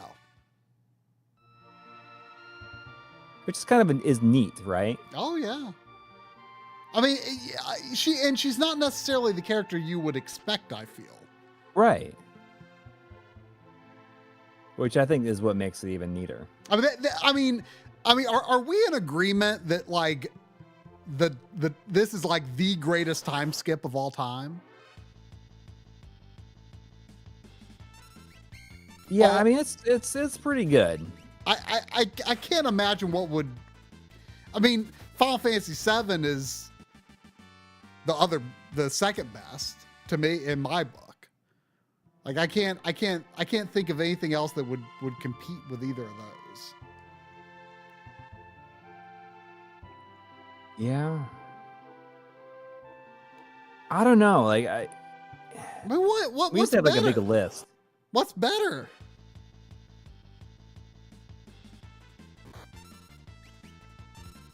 I don't know. I mean, I really like over time. I liked it when it happened, but I feel like the time skip in Returnal is one of my favorites. Oh, that is good. It's like it's a really cool like twist on it, and it's pretty brutal. And then it's like a time skip, and then oh crap, it's not, you know. And yeah. It's like a time skip in both directions. The first time that happened, I was like, "Oh, that's really, really cool." I love just like how low you're brought by, you know, what happens and in this, and you know, you just wake up in this completely unexpected situation with as an unexpected character. Yeah. And everything you know has changed. And it's just like, it's a punch to the gut in the best way possible. Yeah. Orbital Hub is saying, as a first-time listener, the music of Final Fantasy VI is stellar. Oh, yeah. Yeah, I mean, it's an all-timer, for sure. There's just so much music in this. And I would say that. I mean, I think in some ways it's a lot better than what came after. Just because I just really like the sample-based sound of this versus like, you know, the PS1's MIDI sound. Because I feel like when 7 was coming out, I'm like, oh, it's gonna have like really, really good music. It's gonna use like, I thought it was gonna be Red Book. Yeah. Well, you know, I honestly, and you know, this bears out in Fantasian as well, because I think this is just Uematsu's style. I feel like he got a lot of flack for the samples not sounding very much quote unquote better in 8 versus 7, but I think just that very digital synthy sound is just his thing. Yeah, I think that they upgraded it to sound a lot more like real for FF9, but you know, even, you know, later, like, you know, in the Seymour battle music in Final Fantasy X, you know, it's very, you know, it's got, you know, that real synthy sound that Uematsu likes. Yeah. And I think Final Fantasy VIII, you know, which I think is arguably his best work, you know, really follows that. And so I don't. Wobbly Dog Chunks is asking Red Book, and MTU is saying Red Book is CD audio. Yeah, so that's like when the music is just a CD track on the is like a CD track on the actual disc, and it's because they didn't have any way, like, for a long time to like really use like the sound hardware, I guess. So they would just well, like Sega CD would use a mixture of like Genesis, like they would use like the Genesis for the sound effects. Right. Oh, yeah, exactly. I don't know why there was a... Huh? Some people were saying I echoed for a second. I don't know why that happened. Either way, yeah, I mean, it's just CD audio. It's like a track on the CD.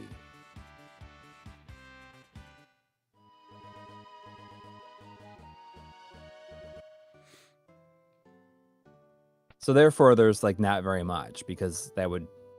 I mean, there's not as much audio when that happens, because it takes up more space on the CD. Because you can only have, you know, like, what is it, like 80 minutes of music on like a completely empty disc. Like 74 or 80 minutes or something like that. Sabio, he was here?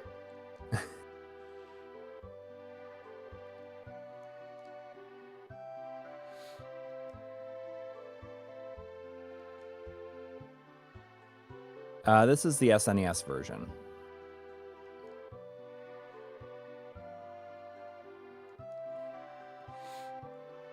I just can't imagine playing the Pixel remaster. It just bothers me too much. I don't know. I will admit that I've considered it.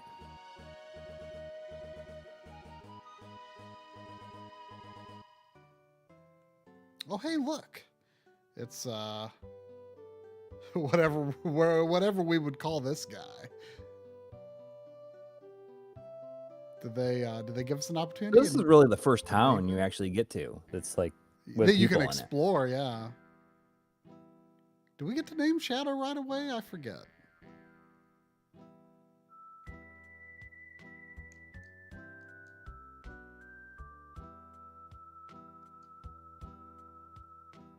He has his music goes brown, brown, brown, brown. Bow, bow, bow.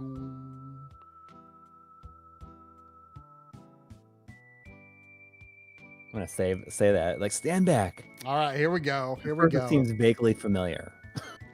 What is Shadow? We could do Rado, Thado,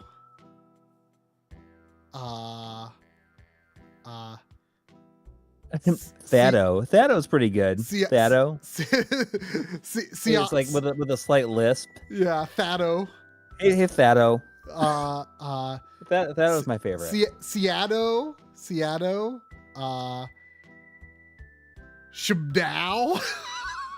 Shabdow,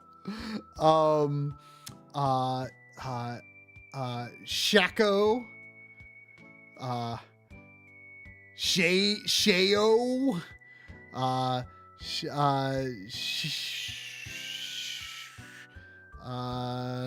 Shadov, Shadox. Shadow's pretty, or Shadox is pretty. It's funny too. Shadox. I still think that Thado is the way to do it. Thado. All right.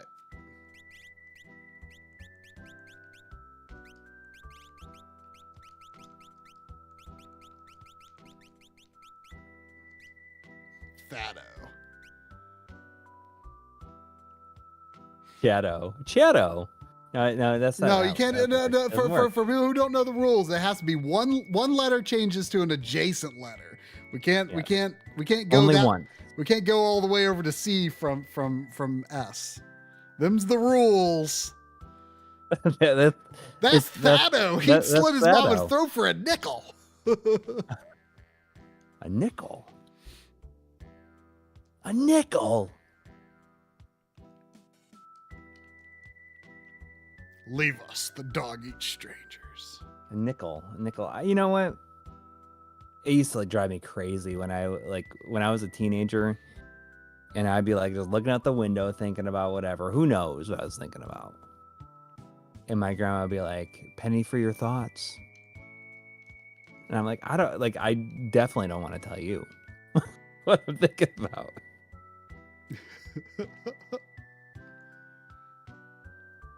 Absolutely not.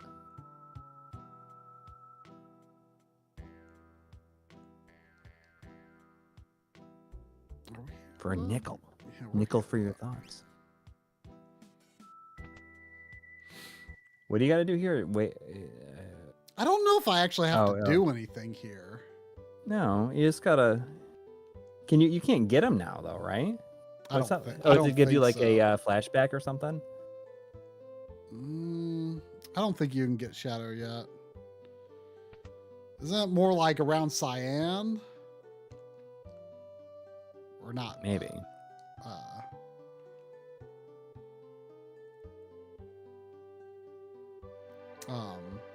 Like I think you have them on the Phantom Train. There we go. Here's the Relic Store. On my way back from Louisville yesterday, I stopped at Half Price Books because it's in Florence, and I got Legend of Illusion for the Game Gear. Oh, cool. And I didn't have it. And also the Lost World Jurassic Park for the Game Gear. I'm not sure if it's Lost World. I didn't know there was Lost World. I mean, the first Jurassic Park on Game Gear is considered good. I didn't even know that was on Game Gear. The second one that looks like pretty decent, but I don't know. But Mickey Mouse, The Legend of Illusion was $12, and Lost World was $10. Protects against dark. If what people say about it not doing anything is true, then don't need that. Protect against poison. That sounds good. But I'm gonna. That's real good. So I had to go there and film that race, and I got to do another one on the 15th. So I got to go every other weekend, in March. I go the 15th and I go the 28th. But the 15th, I'm going down there and I'm going to film that. And I realized that the Louisville Arcade Expo is happening that weekend also. So I'm just going to go to that right after I'm done. I always thought having 2 accessory slots in this was huge. It's like it's even a separate menu item. Oh yeah, there we go.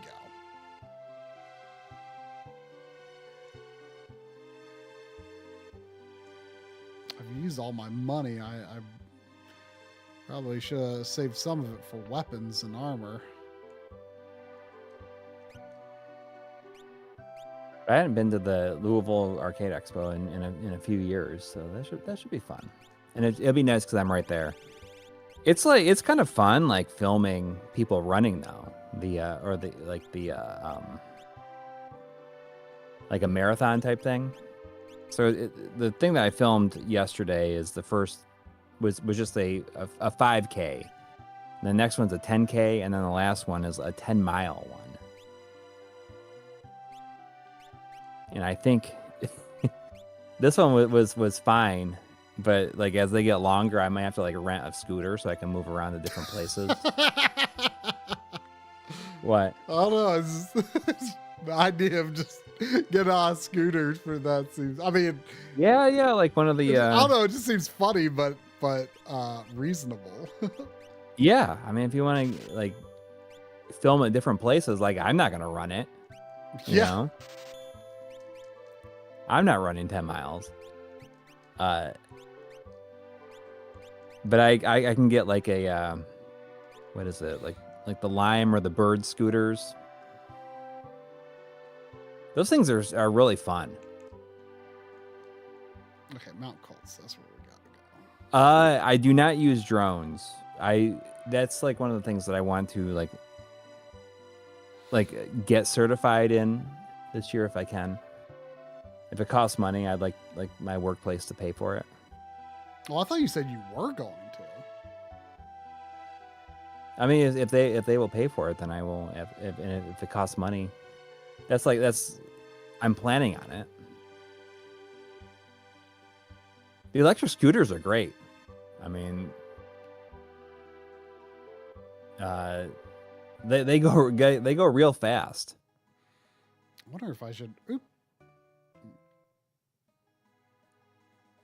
That was weird. I wasn't even holding the button. I wonder if I should try to earn just enough money to get like one of those, a little more of those weapons or armor. How much money do I get from a fight like this? Henry Clark. So they go 17 miles an hour. Like that's pretty fast, and it's almost like I can't believe more people don't get hurt on them. Oh, yeah, that's a good bit of money. Because people can just rent them and drive them drunk if they wanted to. It's just I'm surprised that more people don't get hurt. Oh, okay, so your friend had a nasty wreck and got really messed up. Yeah, I mean they're. I mean, you were talking one time when we were, I think out. It might have been in your town. Yeah. Like, oh, we should rent one. I'm like, dude, it's totally fun. It's totally fun. I don't trust my own abilities there enough though. I would like to be like Henry Clark's buddy and get hurt. I mean, have you ever ridden like a non-electric scooter, like a Razor scooter or anything? I mean, if you know how to balance, like they're pretty. Yeah. Like I know you don't like bikes, but these are standing up. So I wouldn't trust my balance abilities at all. I mean, I used to ride bikes, but I had a falling out with bikes. Right. Well, this is definitely different than bikes, and you can. I had a falling out with bikes in middle school. They don't take any. A literal falling out with bikes.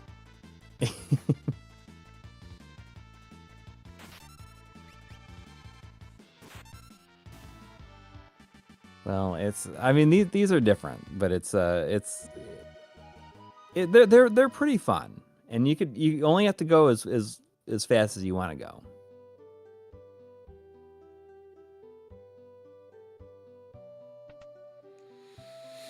Yeah, let's see. Let's prioritize armor.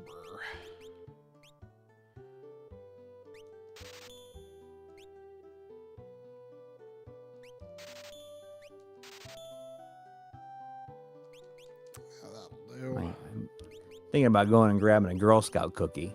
Ooh. It's Girl Scout cookie season, in case you didn't know. I never do.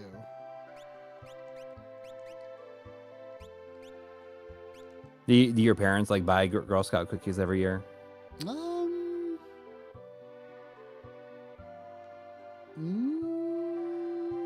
can't remember the last time I've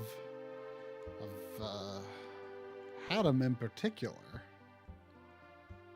I did get. I mean, it wasn't Girl Scout, but it made me think of Girl Scout cookies. I got a. Well, you know, if you Wendy's has a Thin Mint. Oh. Frosty right now. Well, I was like about ground up Thin Mints in it. I was about to say I got a mint Oreo Blizzard, which made me think of Girl Scout cookies, even though it's not. Okay. But it made me think of it. Okay, Mr. Dot says I always like tagalongs or whatever they're called. Tagalongs are my favorite. That's what I'm thinking about going and getting right now. Those are like the peanut butter ones. Not the peanut butter sandwich ones, but the chocolate covered peanut butters.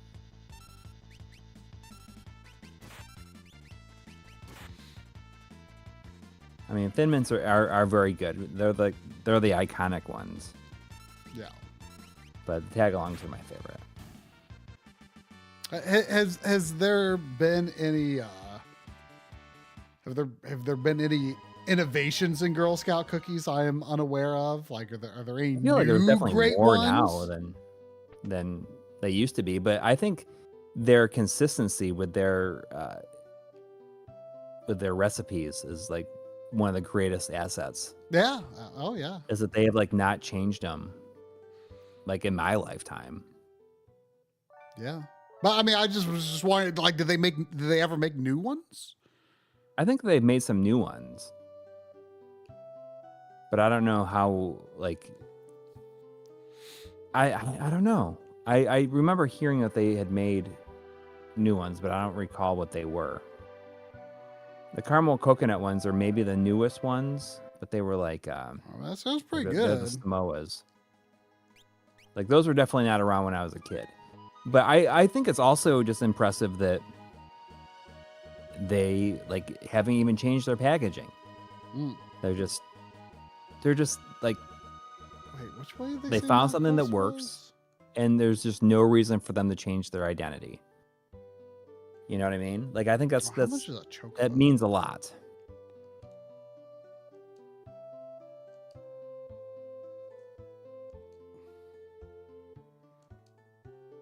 Heck yeah, I'm gonna ride Chocobo. You think you can ride this Chocobo? I forgot about like the robotic Chocobo sample in the music. Chocobo.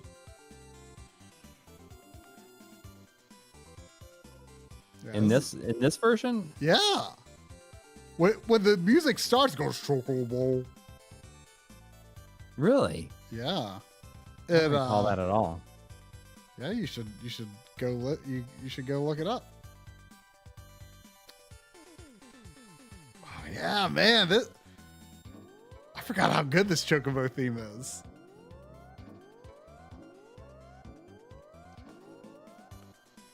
Yeah, this is a good. The Techno Day Chocobo? Yeah. Doesn't really sound that techno. Wow, I never even picked that up. Are you listening to it? Yeah.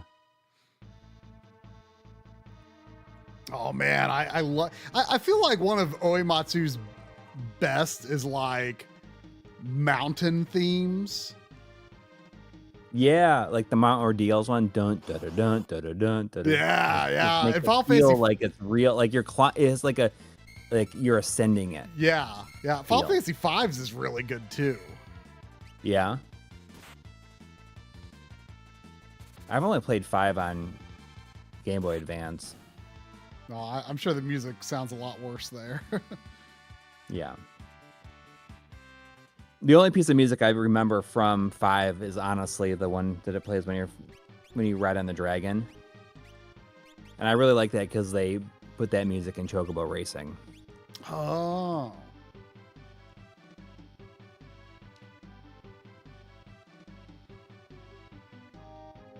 Chocobo. I can't believe that's in there. I never even noticed that. I totally forgot about it. M2 is saying, in my mind, the Velt and Zozo themes are the most iconic. Oh man, I was actually like I was considering maybe using a piece of FF6 music in the SVS video. I was thinking about the Zozo theme, but I completely forgot that it's got the rain effect? The rain is like tied to it. Yeah. Which is... I hate that kind of stuff. Oh, yeah. I always hate that stuff. It is a really good track. But, yeah, that stinks.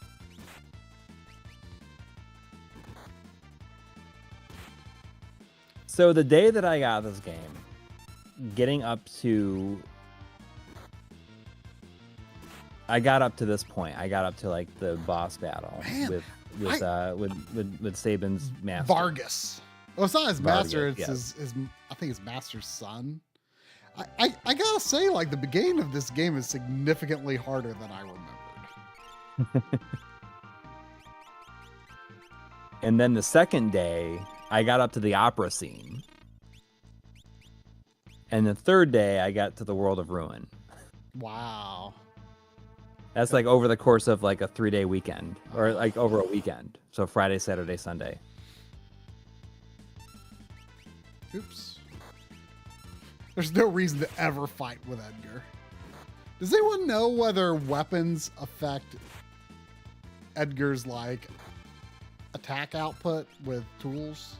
Because that's the only reason to use Edgar is for the tools. I mean, it's one of the reasons I think he's one of the better characters because the tools are awesome. I mean, the chainsaw is... Yeah. And the fact that he puts on the hockey mask when he uses the chainsaw. Because why not, right? It's just like this automatic like association with Friday the 13th, right? Yeah. With the chainsaw. Even though I don't even know if he uses a chainsaw at any point. Jason uses like a chainsaw like as a full-on weapon. Surely he does at some point.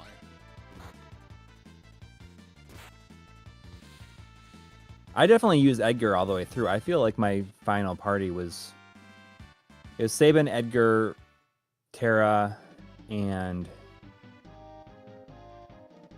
I don't know who else. It might have been Locke. I don't remember who like my original final party is. It might have been Hog, actually. I mean, like, I feel like Sabin and Go-Go are the best characters because Go-Go is another Sabin.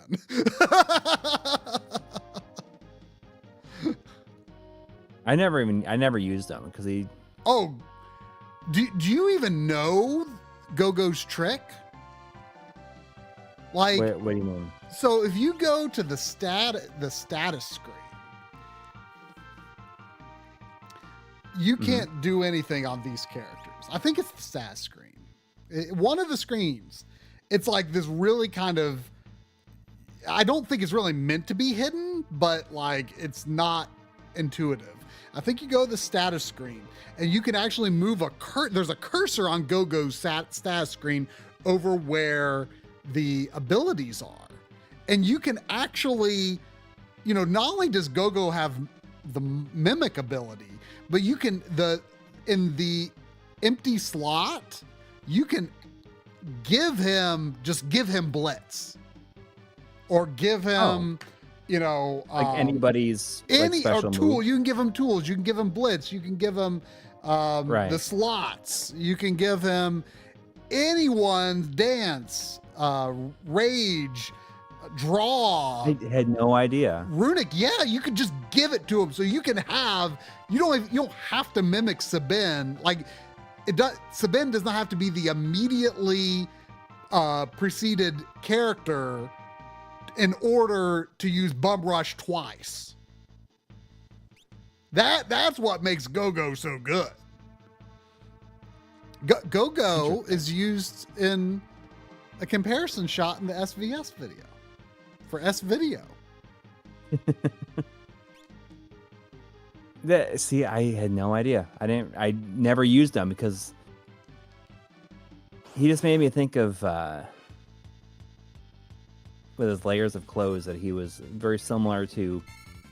I don't know if you ever read. We might have talked about this before and how I associate Go-Go with this. Like in those old books, the Sideways Stories from Wayside School.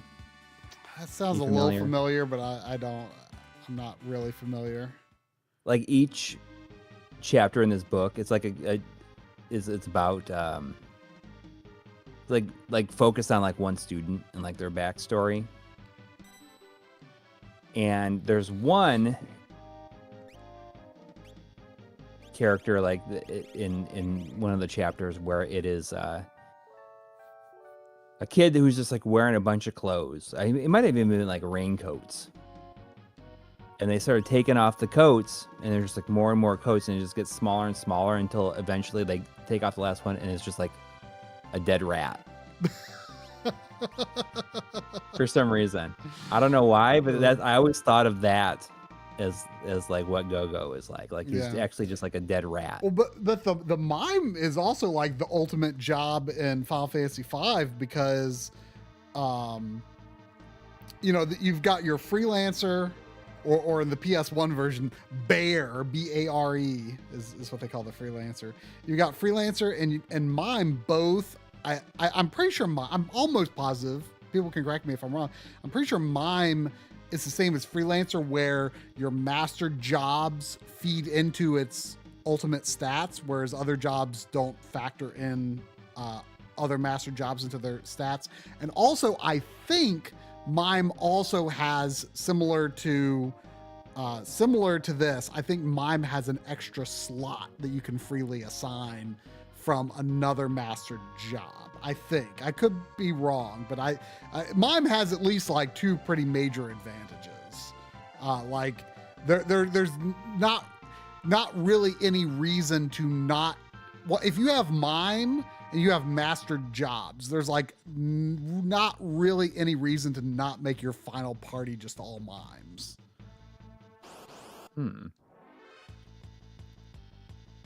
There was $5 from Bag of Schmidt. Thank you. Saying, I've never played an FF game, but recently started FF9 on a whim, and I'm really enjoying it. I'm usually an RPG hater, but it's really clicking with me so far. Well, that's maybe, you know, like a person's, you know, like taste buds change. Maybe your game I used to hate I used to hate RPGs until, you know, when I was very young, and then, you know, by middle school they were like one of my main things. The first time I saw this game I hated it, and now, you know, I think it's one of the all-time greats. Well, that, you know, and you know what, that's a good sign, because I feel like Final Fantasy IX is one of the easiest to recommend as like a good starter Final Fantasy. Yeah, the real only problem in the entire game is the how long it takes to get into a battle sometimes. See, that's something that John always complains about with, like, I think it's the reason he's like never beaten the game. It didn't bother me when I first played it, but going back to it now is like, holy cow, it's actually like I never noticed. It takes a while. Yeah, I never noticed. But yeah, I've not played it in recent years, but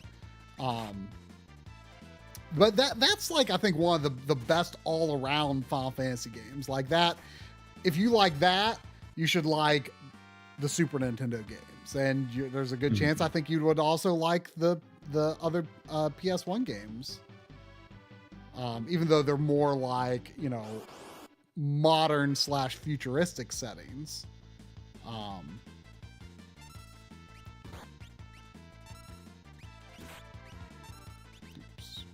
not mean to do that.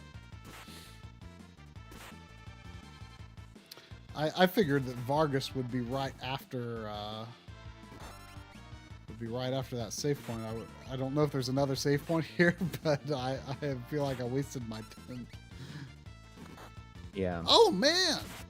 So he said, you know, it's like the worst part by far. I roll my eyes every time. And High Def Hyde is saying, you know, 7 is a lot snappier compared to his PS1 brethren as well. Like the battles load really fast in 7. Yeah. And it's actually pretty impressive just how fast it does load. Yeah, that game really moves along. I mean, you know, the main reason that Nintendo didn't do carts is because they thought, you know, CDs would be too slow, but some developers optimize it surprisingly well, and Nintendo themselves probably could have.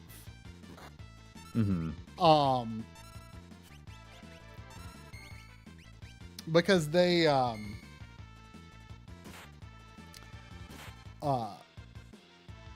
you know, they did so well on the GameCube. Yeah.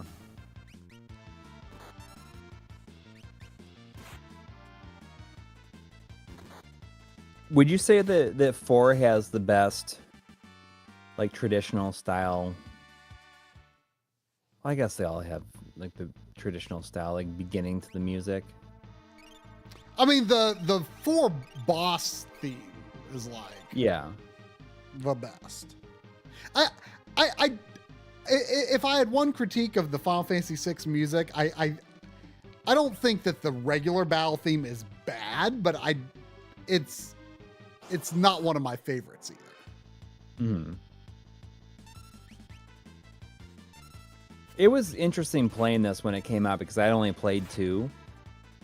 And I didn't realize that the Crystal theme was something that had been around for a long time. So just hearing that piece of music, like a slower version of it, on the file select screen in this was kind of amazing at the time. I didn't realize that was like a mainstay. You better heal up for this crap. Yeah. Sabio sent you, right? Sabio. Who are you? Rishaba is asking if we've ever played Dragon Quest VII. And I have not. But you have. Apparently, the 3DS version is much improved. I consider it, the PS1 version at least, I consider it my least favorite Dragon Quest. I think it just, I think it really just leans so much into like, this is the most popular thing in the entire country of Japan. We can do whatever the heck we want. And it's just so overwrought, I think. It's just way too long.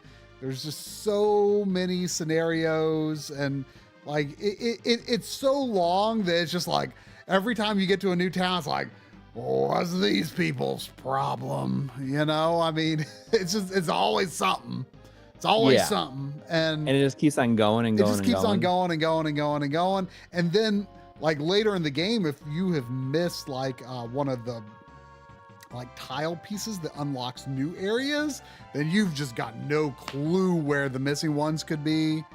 And you know, I'm pretty sure that the 3DS version has a lot of improvements there. I see Mr. Bianc saying 3DS is dozens of hours shorter. Well, that's good. I would love to play that version. I'd actually love that version to just be ported to something that's not the 3DS. I'm surprised that it hasn't been. Well, I feel like it will. I feel like they go in cycles. You know, they go in cycles. I mean, I wonder if like 9 is like the next thing. You know, that was my 9 first has one. never been ported. Yeah, I really, really, really like 9. That was my first one. I just got very, very into it. I feel like 9 is one of the most forgettable ones for me, just because, you know, just haven't played it as much. All right, we're gonna have to stay up on healing here.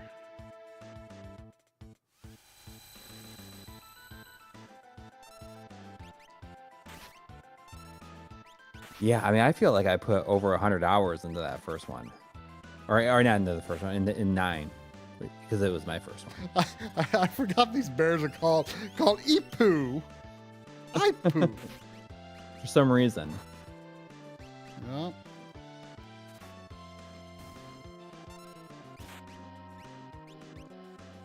Dragon Quest 6 was okay. I really liked that. That they would do these sets of trilogies for a long time, and I wish they would have continued doing that, like all within the same game or with all the same series. It's like every 3 games is a trilogy of kind of connected storylines.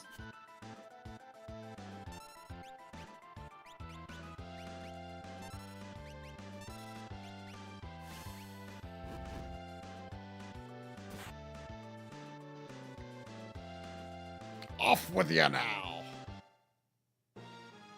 You have to fight him twice, or do you got to do one-on-one versus?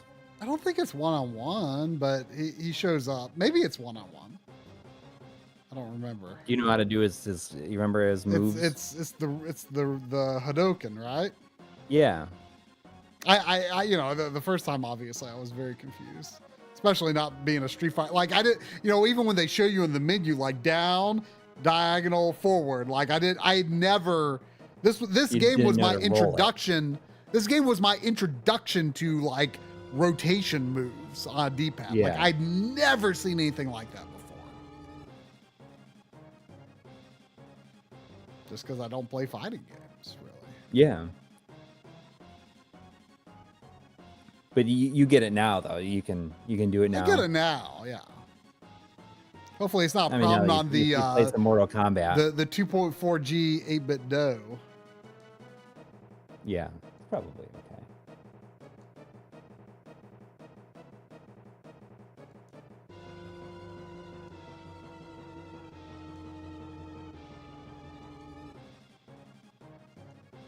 Oh yeah, he like blows everyone away, but Sabin like toughs it out. Excuse Immortal me, attack.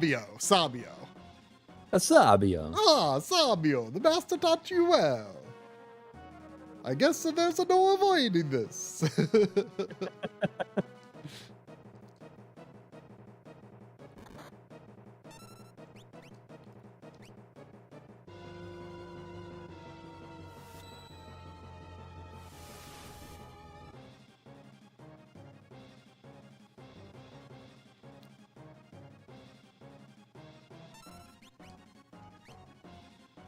Oh yeah, it's like a beam. The little like ching that comes out of his bracelet is great. That's just such a great effect. Like Square, I think. Yeah, it's funny because there's like a hard edge to it though. Yeah, but it's interesting. Like I especially like the more elaborate like magic effects and stuff. I feel like Square was just unmatched at like Super Nintendo like screen effects in terms of like magic spells and stuff. This game and Chrono Trigger and Mario RPG like have such good like full screen effects, magic effects. Mm-hmm.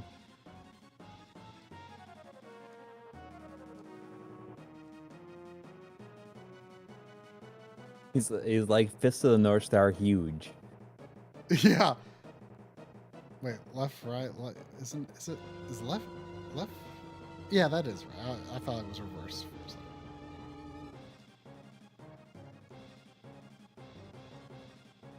I forgot that he starts off with 2. It's pummel. They say it over and over. They say it like 3 times, like how to do it. Yeah. It's like there's no need to hurry. Just relax. Relax. Oh yeah, that is better than the Orbital.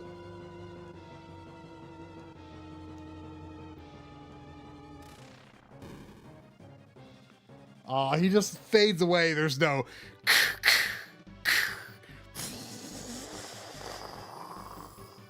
Yeah, avocado toast. I've been like, I don't know what it is. Just like this last week, I've just been real tired. On Friday night, like, yes, I did have to get up at 4:30 in the morning, but I got in bed at 7 o'clock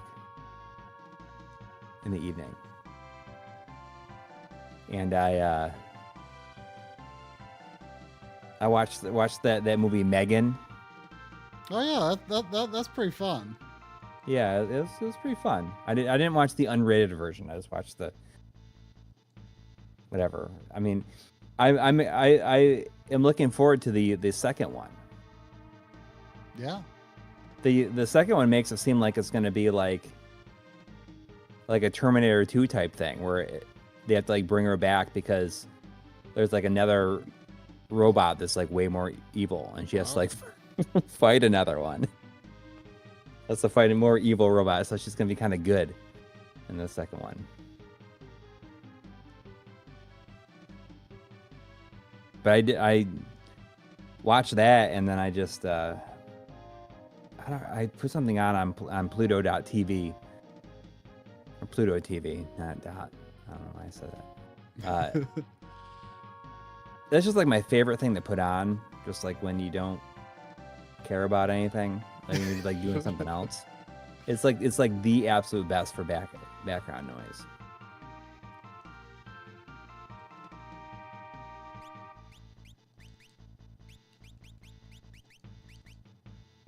And I think I watched what was on there. It was Halloween 6, The Curse of Michael Myers. Oh, I actually watched that last year because I had never rewatched it. Like a real young Paul Rudd in it. Yeah, it's real weird. Yeah, he's terrible in it too. But like the thing is like, oops, there we go. Like. Oh, okay. I guess you have to, I guess you can't like start over. You have to back out and try again if you screw up. The first time I saw that, like everyone hates on Halloween 6. Mm-hmm. And yes, it has its problems, especially because they couldn't end things with Loomis in the way they wanted. They would have liked to have, I mean, that couldn't have been avoided. But like, I remember like everyone hates this, but I'm like, I legit think this is kind of good. And I watched it again last year. First time I rewatched it. And I stand by Halloween 6. I think it's a pretty good movie. Like it starts to go off, off the rails a little bit, but like I appreciate that they like leaned so hard into like the whole like, you know,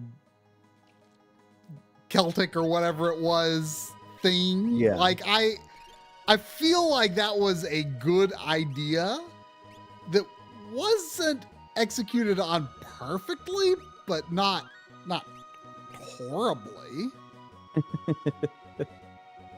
Like I legit rather like Halloween 6. Well, that was the first time I didn't even watch the whole thing. It just started watching it.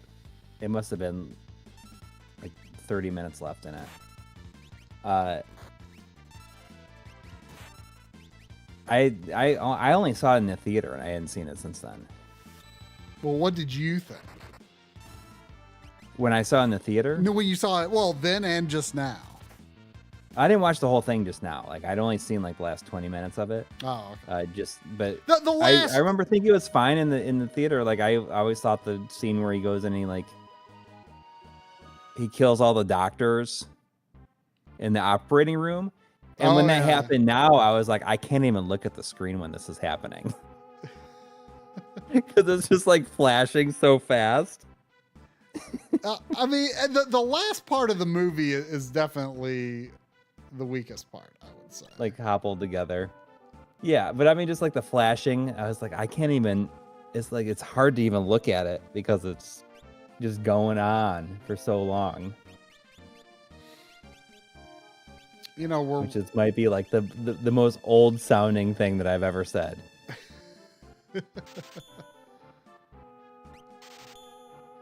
I'm going to buy another pair of Sprint shoes because I think we get separated pretty Sprint soon. shoes. I think we get separated pretty soon. So. And then immediately that was on after that was Halloween H2O, 20 years later. Oh, I hate. You know what? Everyone always is like, yeah, H2O is pretty good. I hate that movie so much. You know what? You want to know? Is it because of LL Cool J? You know what I watched instead of, like, I started watching Halloween H2O last year. Like I was like, I'm going to give this another chance. Everyone says it's pretty good. You want to know what I watched instead when I was like, I watched like almost half of it and I'm like, I can't take this anymore. You want to know what I watched? So, it's funny. You're like, 6 is fine. You want to know what I watched? I watched Halloween 6 instead. That was when I watched Halloween 6. Like, really? I think Halloween 6 is way better than H2O. I think H2O just like, it feels, it's just got this really like cheesy, like made for TV quality in it. That's like, well, it came out at the time when there were so many, like, at the height of the Scream popularity is when it came out. It feels very much like just the way the movie is lit and the way the dialogue plays out and stuff. Like, it just feels very, like, it feels like a soap opera director tried to make a Halloween movie. Like, it looks the dialogue, the lighting, the pacing, just, I don't like it.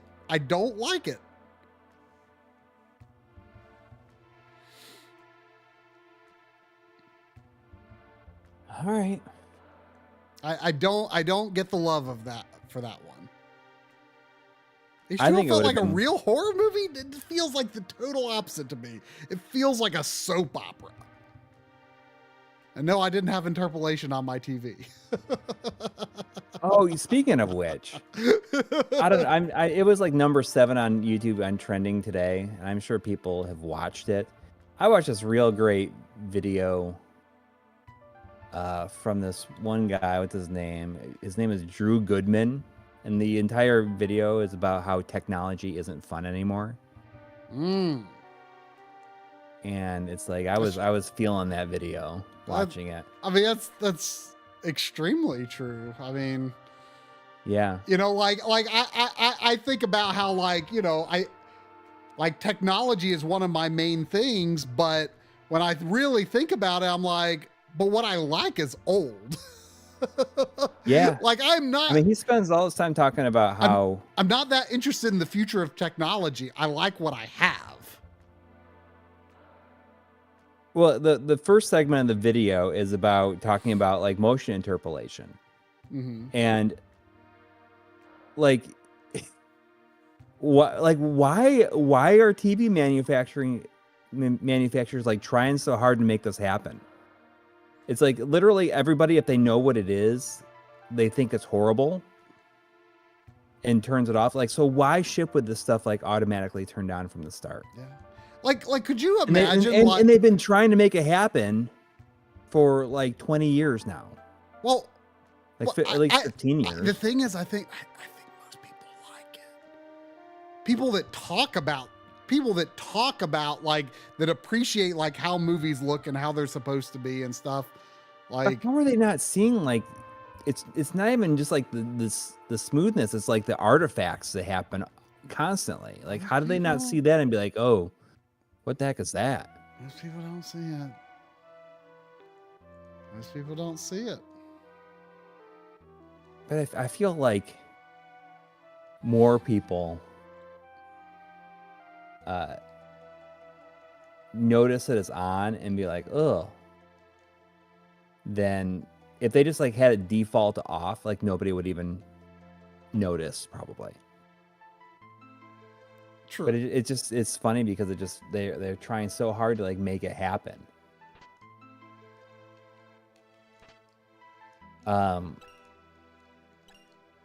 Then he like talks about how he was like got into watching some show and he had like several seasons of it and he couldn't finish it before Netflix like took it down. Ugh. So he bought the Blu-rays to watch it, and then he couldn't like it was like a real pain in the butt to go through to find an app for his computer that would actually play Blu-ray videos, and I guess there's only one. Well, the licensing for that. Yeah, and it's like then it ended up costing like $80. Yeah.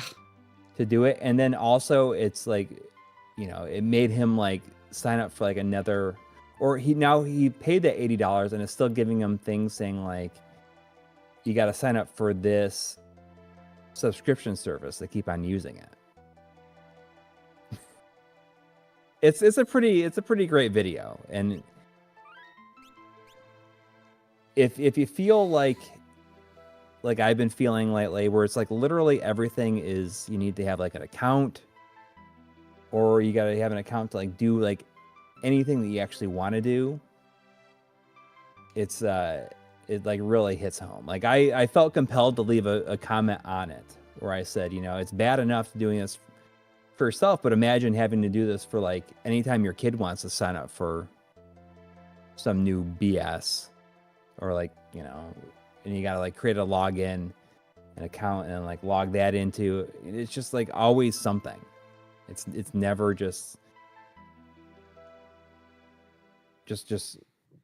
playing, you know?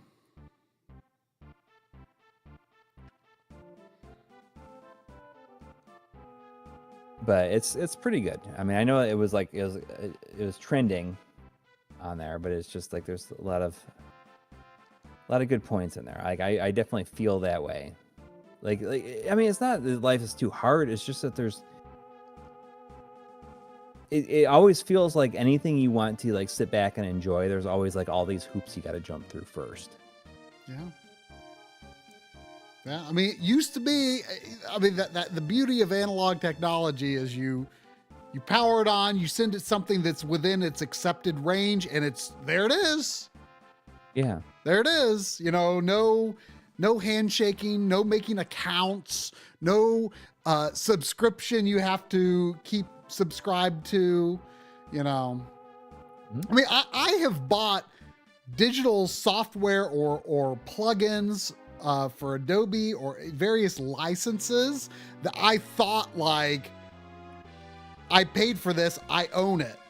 And then like you go back and then it's like, oh, well, you bought the license for like the version that was 3 years ago. You don't have the license for this year's version, and we don't even let you download the version from 3 years ago anymore.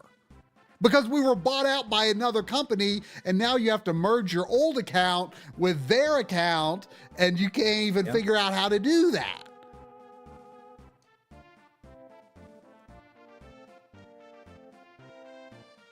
Yeah, it's a good video, and if you want, you should check it out. I'll link you to it, because I think that it sums up a lot of how I've been feeling. You know, like, and this is coming from somebody who enjoys like updating stuff, like when I have the opportunity to. I don't enjoy updating stuff. But like, it's fine if it's like that. But if it's like, oh, now you got to sign up for this account, you got to log in here.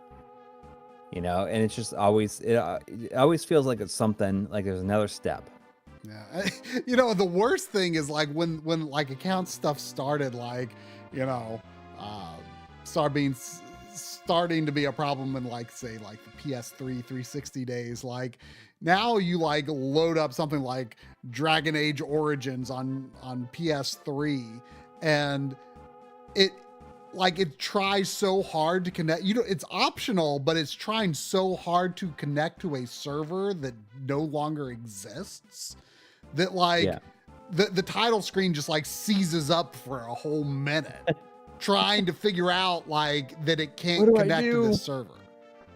And now the game is like that forever, you know? Yeah.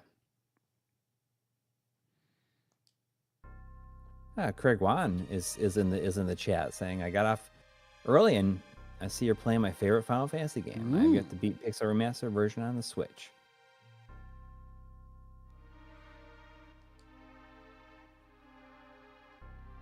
I forgot the Oscars were tonight.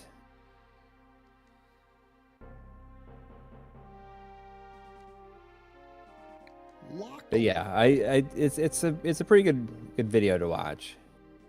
And it is like hard to get excited about like a lot of stuff, because like, oh, what kind of BS is it going to come with now? And if it's not that, then it's like an AI thing, and it's got to be a big pop-up every time. Like, did you know that Microsoft Office 365 now will let you use Microsoft Copilot like directly in the app? You can click this to like enable it. And they all, you know, it's always so hard to find the skip or no thanks button. Yeah. If it's even an option. And you know what I think just recently happened with a Windows update? For some of the backloggery stream alerts, we have like a text to speech voice, and there's this Irish voice that we really enjoy, because when it now it's gonna cost money, right?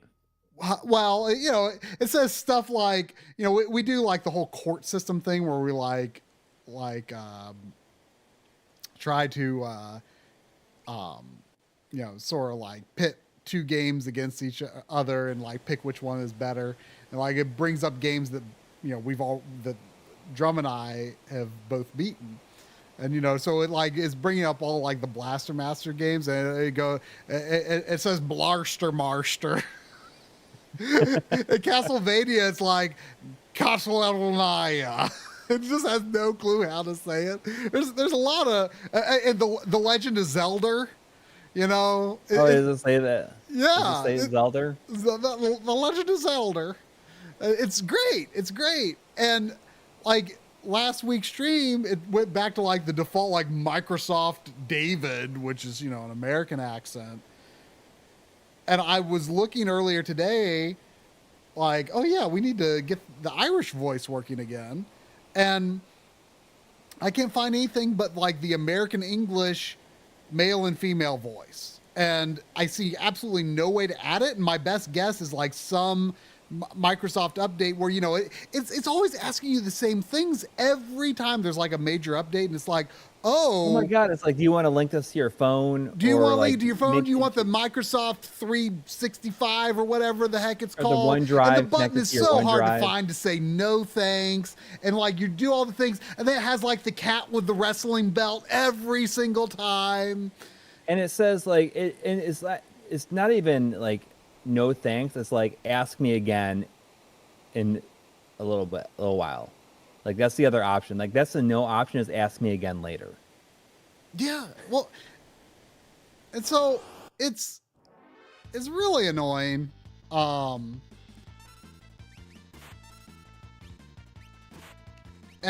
oh yeah, I forgot Bannon. Doesn't Bannon's special thing just like heal everyone for free? Yeah. Is this where you find Ultros for the first time? Yep. You know, it's Ultron. really weird because, you know, I've been playing Fantasian for the past 2+ months. I have no idea what the best way through here is. And I never thought about this until now, but that game does party on the left, monsters on the right. Oh, so it's reversed. It's reversed. It's like it's throwing me off. Oh no! Ooh, that was close. It's throwing me off because that's why when I was thinking through the pummel command, I'm like, wait, that sounds reversed. And no, it's not. But like, because I'm thinking of, I've been playing a party on the left RPG for the past 2 months.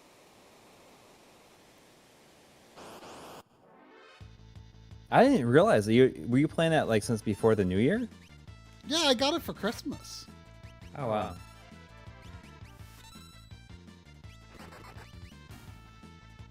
That's interesting. So if you like, that's the first like kind of like longish game that you've finished this year, right? Yeah, I guess so. Like, I mean, I've actually beaten a good number of games this year, but like that's kind of been my like main... all like on streams or outside of streams. Like what else have you finished so far? Well, you know, at the beginning of the year, I finished Blinks, and then I did all of Jack 2. Right.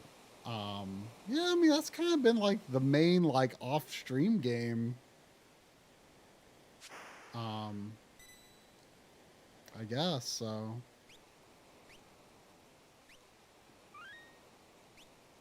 But yeah, I think so. What I think I'm going to do is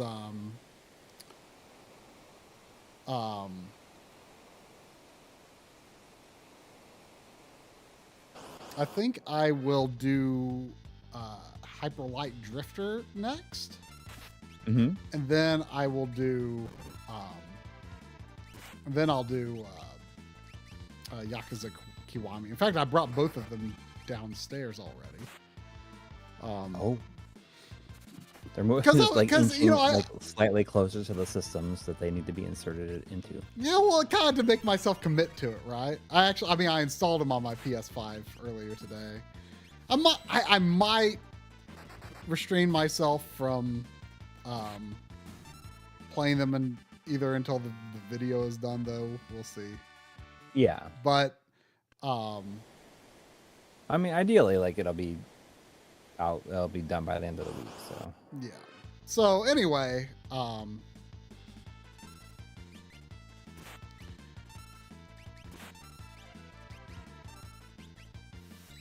yeah, the all caps Bannon. Yeah. It's got to be set like. Unfortunately, you can't name him. He's a temporary party member.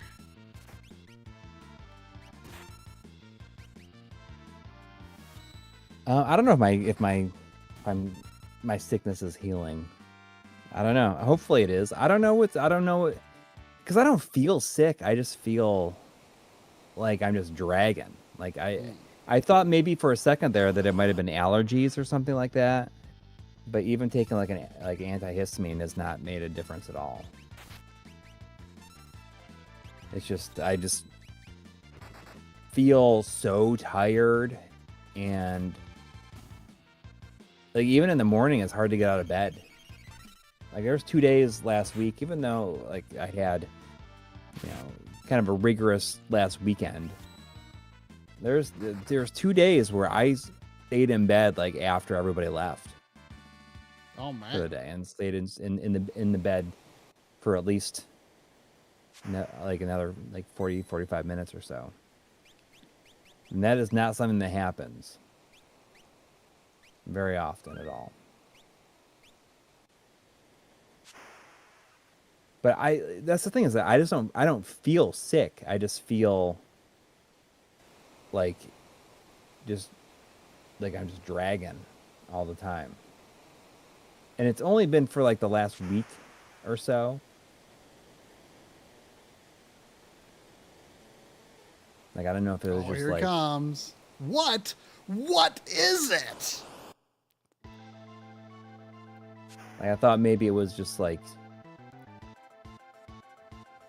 don't tease the octopus, kids. like mental exhaustion from like the world. The world. Like, I mean, that feels possible. I don't know. Yeah, ouch.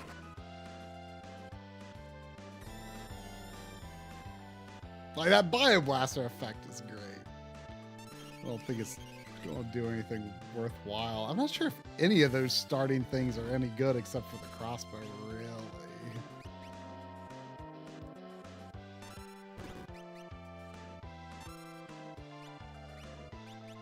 It's coffee 100%. I mean, I'm drinking coffee every day.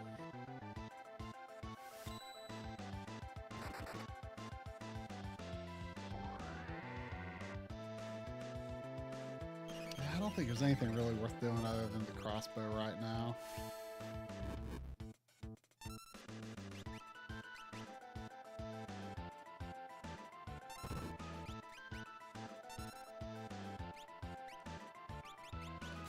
So blind though, is that just like goop on her eyes?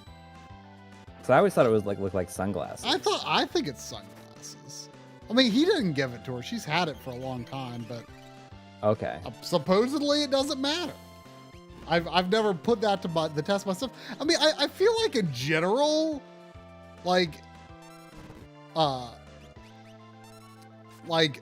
blind type effects in games often aren't like that problematic.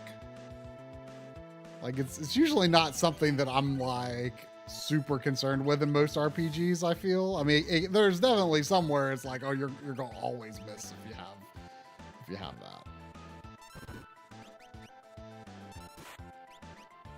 that. SOTN-ist, why not Terry? So the joke is something that kind of happened by accident when I played Chrono Trigger, is I accidentally put in Chromo instead of Chrono. Because I think it's like a thing where we pick one letter in the name, and it has to be an adjacent letter.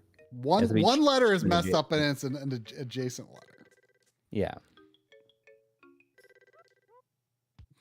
Ew, something stuck to Turb's leg. Turb, over here.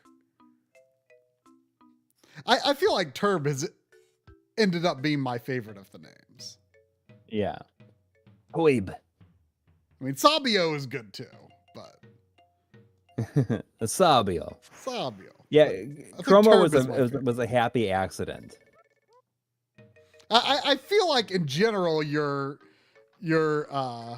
Chrono Trigger names ended up being a bigger hit. Yeah. But you know, you gotta try. You gotta try. Oh, for sure. I mean, well, you know, we should. It could have been cock, man. I'm telling you, it could have been cock.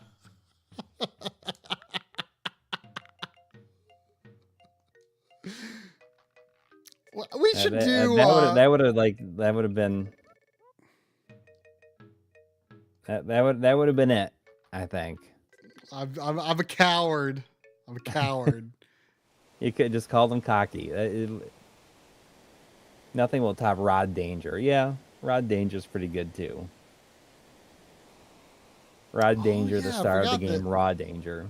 That's Sabine. Is Sabine? I guess Sabine's the one that encounters Gal. Oh, is this when they all get separated? Yeah. They don't spend very much time together. No. Before getting separated.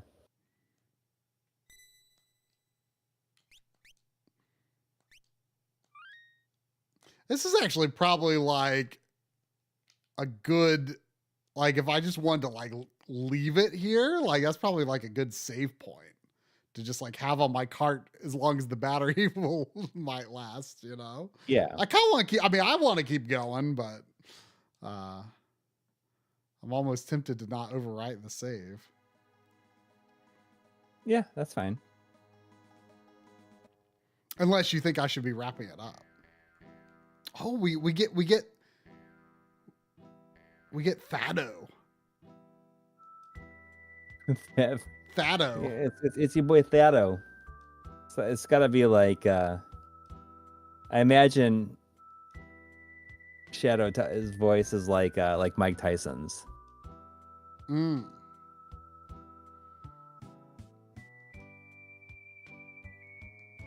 Which would actually be hilarious. Oh, do I have any, even have relics for these two? All right, got sprint shoes. What's the gauntlet? Ooh. Wait, can he equip? Can Shadow equip can he dual wield right away? I don't know. Yeah, Thado of the Ninja. Well, is this dog named Turbo? Interceptor. Is it Turbo? Is that Renault's dog? No, that's Who had a dog named Turbo? And what game is a dog named Turbo? I don't think that's a It's a thing. It is something. I don't think it's a Final Fantasy thing. Maybe it's not. Or it's certainly not a main character. There's a dog named Turbo in something. What is it? Oh shoot. What is Renault's dog's name? I'll know it as soon as someone drops it in the chat. Is Turbo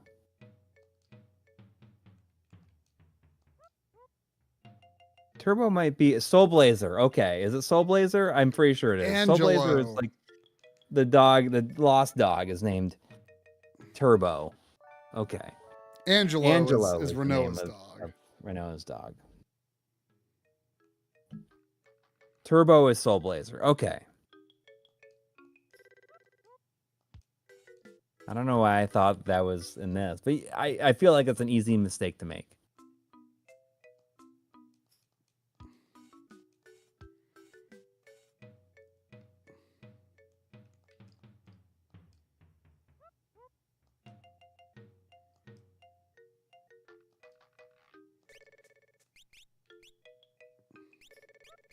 Turbo the dog is from Soul Blazer.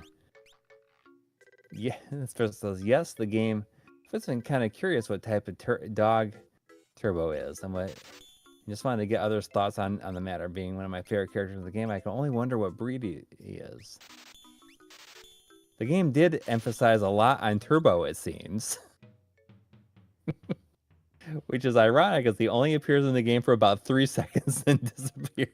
Wait, what game are we talking about with Turbo? Soul Blazer.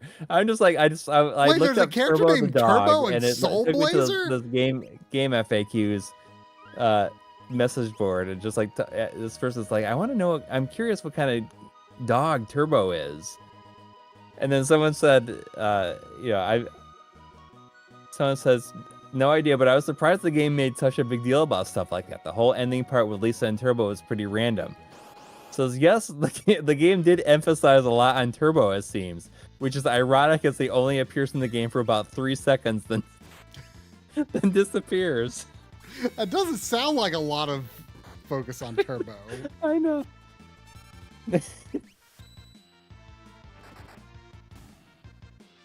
The ending did have somewhat of a random feel to it. I agree. I guess having Lisa reunited with Turbo was supposed to give the game some sort of closure. Oh man, I forgot how good Interceptor like randomly coming in is. I feel like my original Final Party was probably like Sabine, Edgar, Shadow, and maybe like Setzer or something. Like I don't think I knew about the go-go trick the first time I played. There's $5 from Craig Wan. Thank you.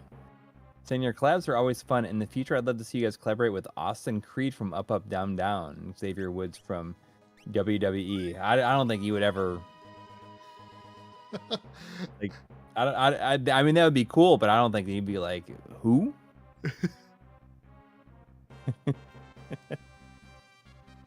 I mean that would be fun. Maybe you'd be on the stream sometime. He's like he's big with fighting games, right? I assume. Maybe we could have Turbo the dog on sometime with us. But he'd only appear on stream for about 3 seconds. And then we'd emphasize like his, you know, like his involvement for the rest of the stream. Make a big deal about it. What about Dragon Quest XI with a dog named Sandy though? Yeah. Like is like a temporary party member at the beginning of the game. That's right. Not as good as Turbo though. It'd be better if Sandy was only in the game for 3 seconds.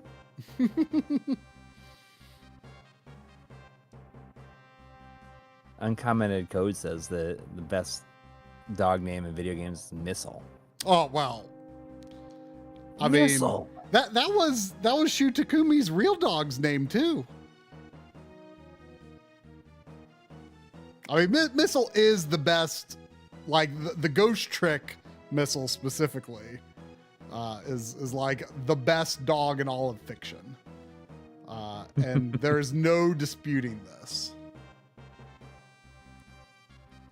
Mr. Josh says we need a Sandy and Bean duo game. You gotta have that Bean in there. Where's that Bean at? I mean the lengths that Missile goes through for the sheer love of his owners is like so next level you like can't even imagine. Like if you have not played Ghost Trick, you just like can't even begin to comprehend what a good boy Missile is. Like, did you get that remaster of it? Yeah. Have you tried it? It seems good from, I only played a little bit of it, but it seems good. Yeah. I mean, I wonder if it's easier or if you really need like the stylus. Yeah. I mean, the gameplay is not, it's not like that complicated really. Like you basically just have to do the right thing. I mean, it's very strict about, you don't have like a lot of flexibility or anything. But it's very good.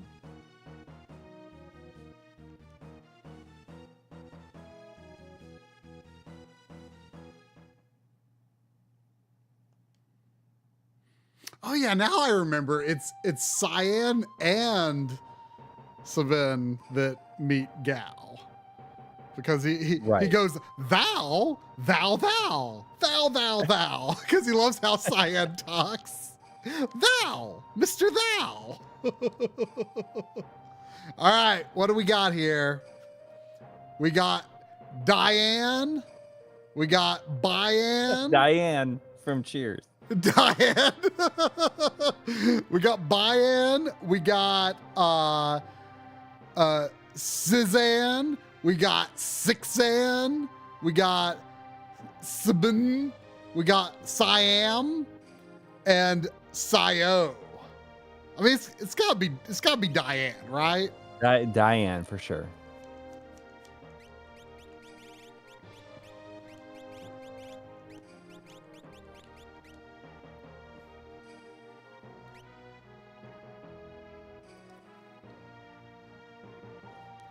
Did you know that this game has limit breaks?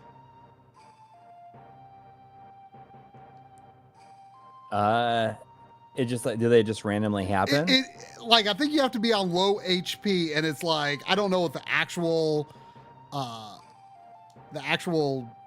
percent chance is, but it's like extraordinarily rare. Like, the reason I thought of it is like, I mean, I don't know. Everyone has a different one. I've probably played all the way through this game like at least 4 times, right? And I remember seeing it with Cyan like once, and maybe some other character one. Like, I've seen it like a max of 2 times in my entire life, and I've beaten the game like 4 or 5 times. Jeez. Like, it is extraordinarily. I can't tell you what they would look like if I've ever even seen them. Sorry about the big old yawn there.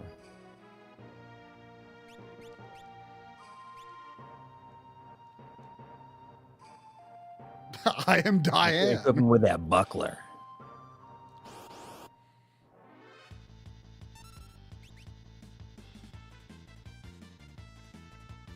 Buckler. Buckle up. You know, I don't know what happens with Cyan's sword tech if you have weight battle mode on.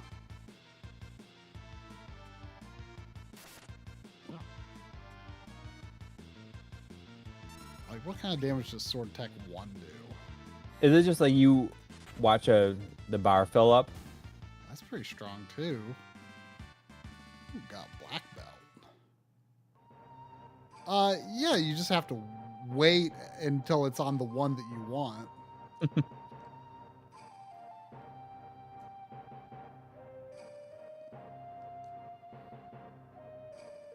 Yeah, pixel art in this game is crazy good. Yeah. I mean, when this came out, there was nothing even close to as good looking as this was. You know, like some of those battle backgrounds almost look like, I mean, for the time, like is about as close to like a photograph as you could get. Oh, I think that this is the best version. Is the Super NES version is the best version to play. I agree.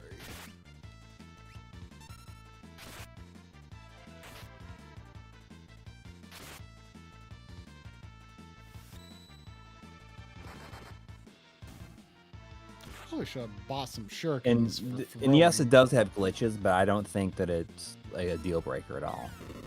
Yeah, I mean, I think that like exchanging it for glitches for like some of the nuances of the other versions is not worth the trade-off. No, I mean, this game I think looks the best, sounds the best, runs the best. I mean, the stuttering and the stuttering and the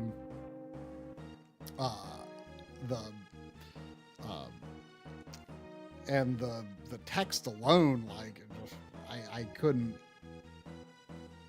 Wow, they just have a straight up zombie dog in this camp here. I really just don't like anything about how the pixel remasters look. I'm sorry to everyone who likes them. I'm pretty sure this game is 32 meg. Kelly Gamer is wondering how big the cart size is. I'm pretty sure it was 32 meg.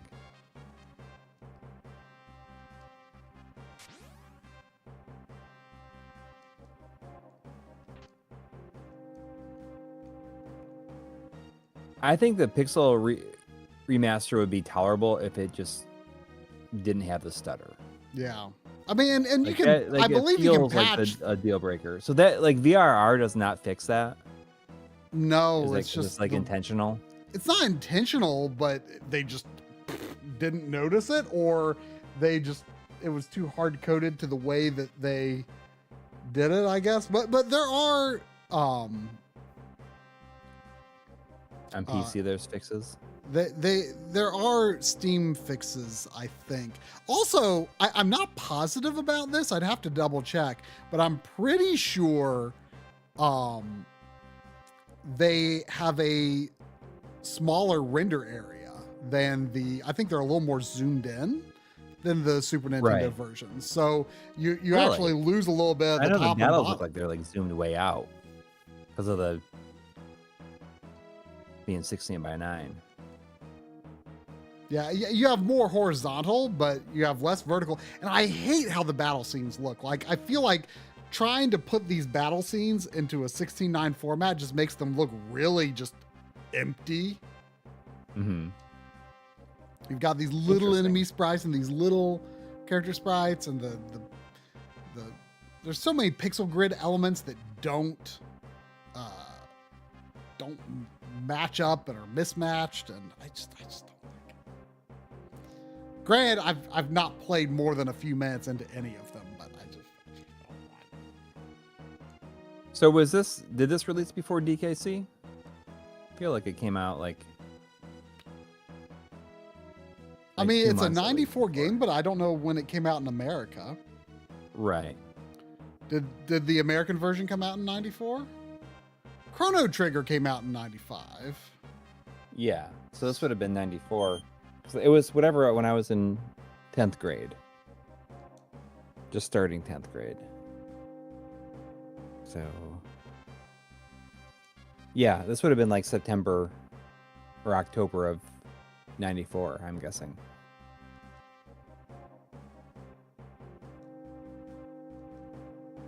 The pixel remasters are definitely improvements over those nasty mobile parts they were selling for a while. We can agree on that. Oh, sure. But I still feel it's an insult to the legacy of these games, but people like them, yeah. So I don't know. I could see myself playing them, though. If I was going to replay this, just to like have a different experience with it. If I was going to play through the whole game, I would probably play the Pixel Remaster just to see how it holds up. You loser! I'll take care of this situation in no time.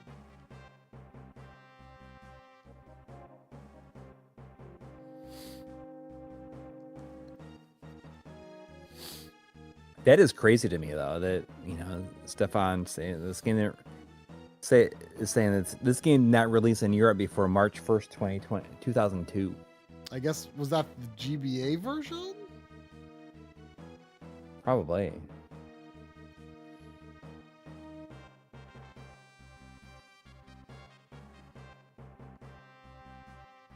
Okay, it's very close. Final Fantasy VI was 1094. That's what I said. And DKC was 1194. But when was the Japanese release? That was probably 93, like late 93.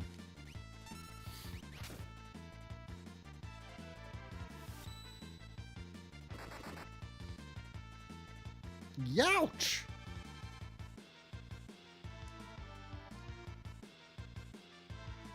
Wait, he says. Do I look like a waiter?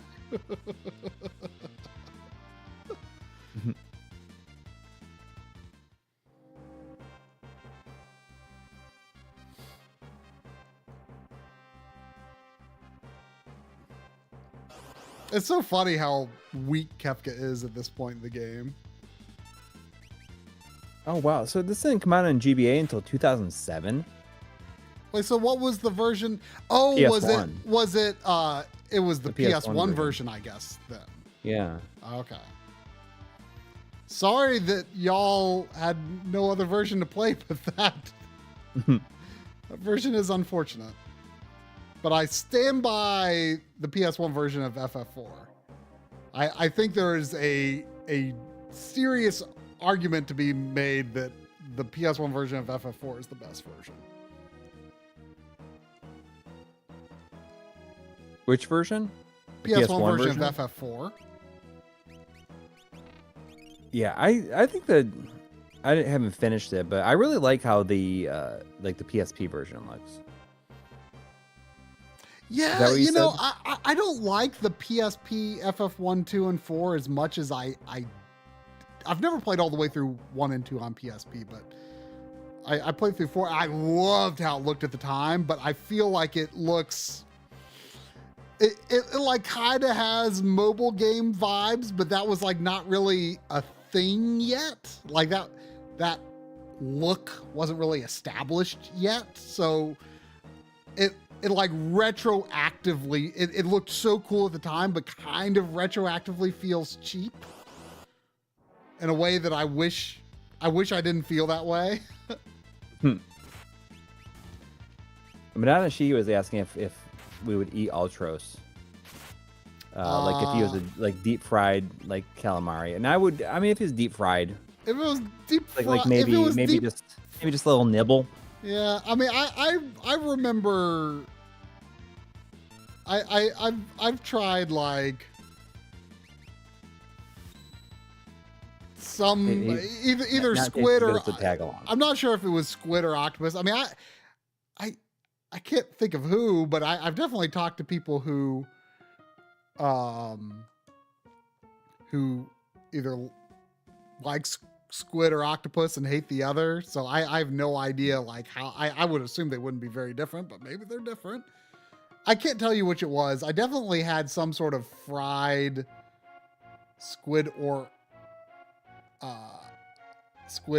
octopus tentacles once before, and I thought they were surprisingly fine. But it's only been one time, and it was a good while ago, so I don't really remember what they tasted like.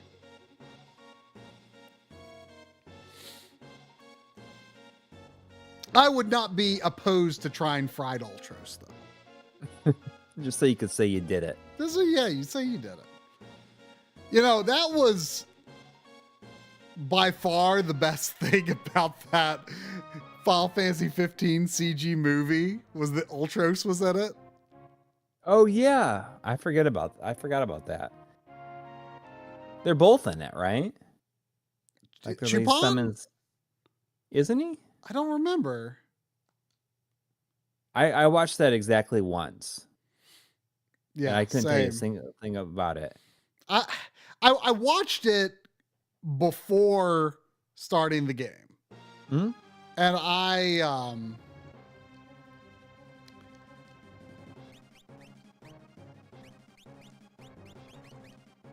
we should just like say we're gonna 100% Final Fantasy 15. We're gonna like really. Oh, no! Why would I do that? I don't know. Just go all in on understanding Final Fantasy 15. The combat in that game just it barely felt like you had any control at all. But it was like it wasn't difficult, but I also like never felt like I understood it either. Yeah. Like I was like, why am I surviving these boss fights? Because I feel like I don't really understand. Oh, Madashi is saying like Thin Mints in the freezer. So like freezing cookies and like stuff like that is like one of my favorite things now. Oh. Like any kind of like just like cookies or like any kind of like sweet treat like that. Like a baked good. So it's nice to freeze them. And Thin Mints that are in the freezer are pretty good.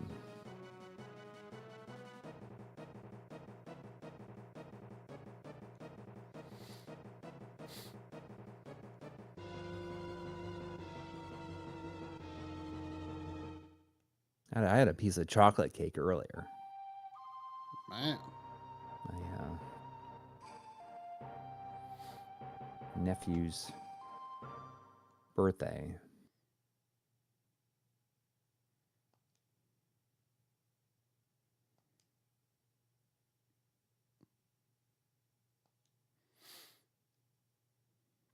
Elaine and Diane. Yeah. That's great.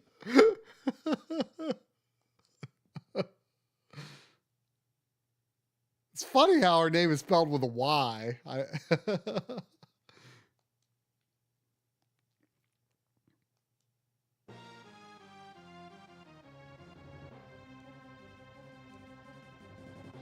He doesn't even let me get the treasure chest. He's just like, rage. I am Diane, retainer to King Doma.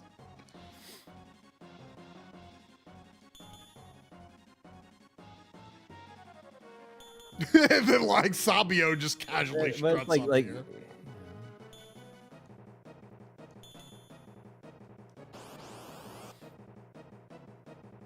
You got like a Cheers reference and a Seinfeld reference. Like they're the two characters.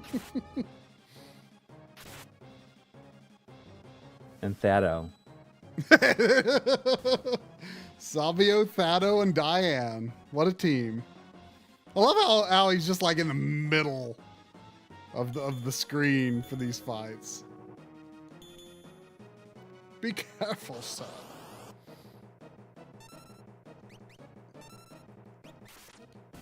Oh, he's just in rage mode. I can't even control him.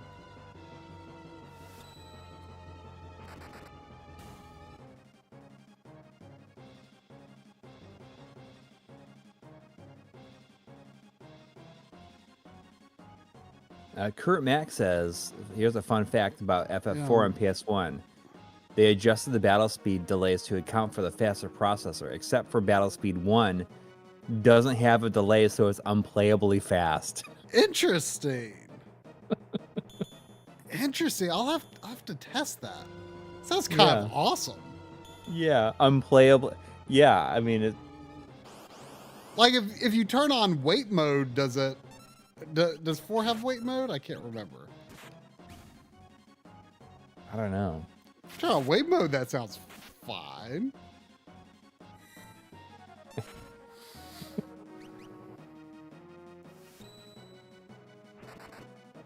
Unplayably fast.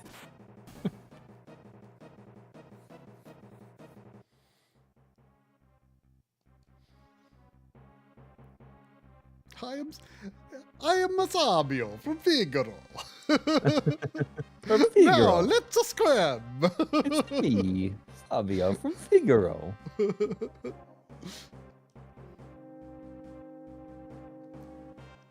Gordy Owl, we occasionally play RPGs on stream when it's like something we're very familiar with, where we feel like we don't have to pay attention at all to the story. Yeah, like I barely read the story here because I know the game, right? So yeah, like reading story on I don't enjoy like having to pay too close attention to stories on streams.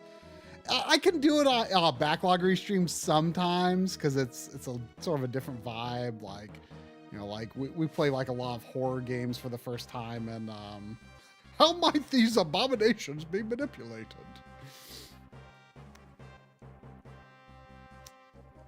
But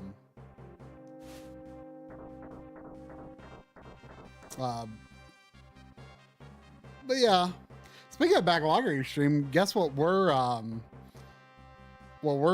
starting tomorrow. Will you give me a hint? Huh? Will you give me a hint? Give me a hint. It's a pledge game.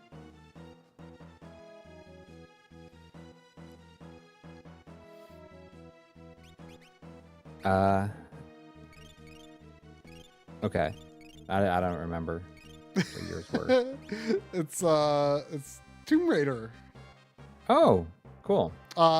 We don't know if we're going to like do the whole thing on stream because it's like the how long to beat estimate is surprisingly long. Yeah. And it also depends on how much Drum likes it. Yeah, you guys both playing the PS1 he's pretty version? undecided, I guess. I mean, you know, I was actually testing it out earlier because we're making sure everything works because we had problems last time we tried to do a dual stream and Drum send me his feed. We use this like thing called Sunlight and Moonshine to or sunshine and moonlight. Not moonshine. It's like a open source and thing that it's an NVIDIA open source thing that people have turned into these like streaming things. Okay, so he can send that to you like a higher quality stream. Much higher quality than Discord. Oh, nice. Is it free also? Yeah. Interesting. It's open source. Oh, yeah. But anyway, so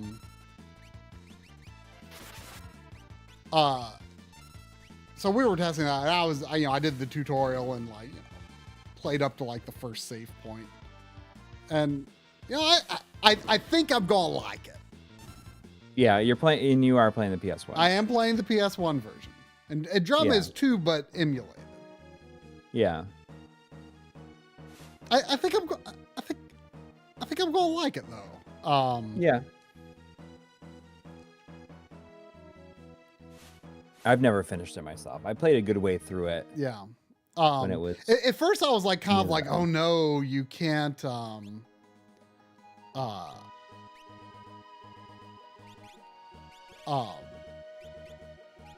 you can't Oh, are you gonna save? Yeah, don't save over your save, you said. Huh? Don't save over your save. Yeah, I guess I won't.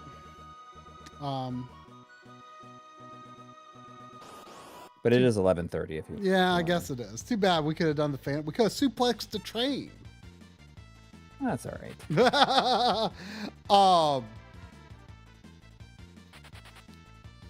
But at first I was like kind of nervous, like, oh no, like jump is on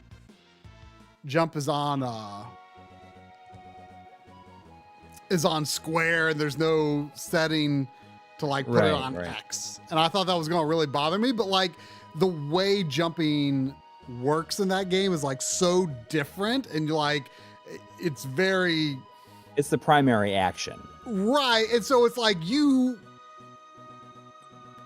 but it's the primary action, but also like you really want to think about before you do it. Right. So like, I feel like kind of having it on off button that's like, okay, jump, like that actually kind of works in a way. Mm-hmm. I think. So.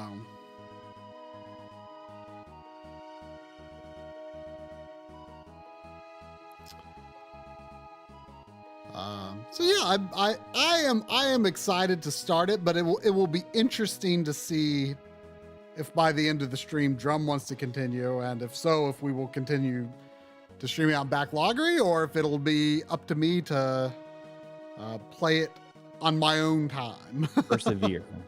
Yeah. So we will see, but I'll be very curious how tomorrow goes with that. I've been afraid of it for a long time, but I think I'm going to like it. I think I'm going to like it. I think you will. It's like a 3D Prince of Persia. Yeah, but I think before Prince of Persia was 3D.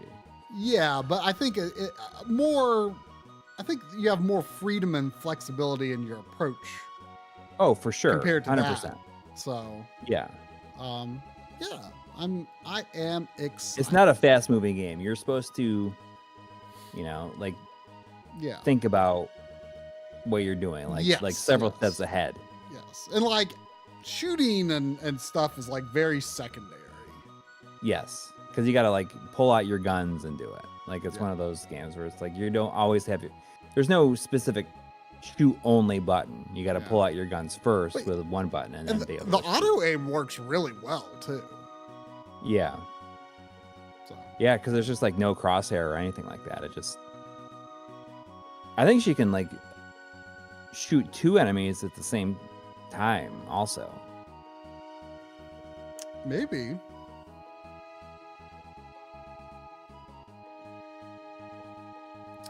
But anyway. They're gonna do it? Yeah, I'd say that is okay progress for Final Fantasy VI. What's the clock say on it? Almost 3 hours, but keep in mind I did lose a little progress in Figaro. Yeah, from when you died. Yeah. All-time classic here. Thought I would almost played Link to the Past tonight. Yeah, we'll save that one for another time. We'll do that one another time. Just see how far I could get in one stream. Yeah. You know, I have not played this since, you know, I've not played this far into this game since 2009 when I did that marathon. So not too bad for being a bit rusty, I guess. But I would say though, I think Final Fantasy IV like just moves a lot faster for it's like half the length too. Like that. I just thought that stream. Too bad it was before we came up with the whole chromo thing. But like yeah, you'd have to use naming way for everybody in that. Can't you? Oh, that's right. You don't get to name them immediately. I forgot. Yeah. I forgot that you don't get to name them immediately. Yeah. But I did think that the pace of that game was actually really good for a stream. Like I couldn't believe that I got all the way to Paladin Cecil. Like that was awesome. Yeah. That was like a really nice chunk. That was a really fun stream. You know, you should do that with FF4 sometime. Like you should do a different version of FF4. Like you should do the PSP version of FF4 sometime, because I had a really good time streaming that one. Like that was a fun RPG to stream. Yeah, I can do that.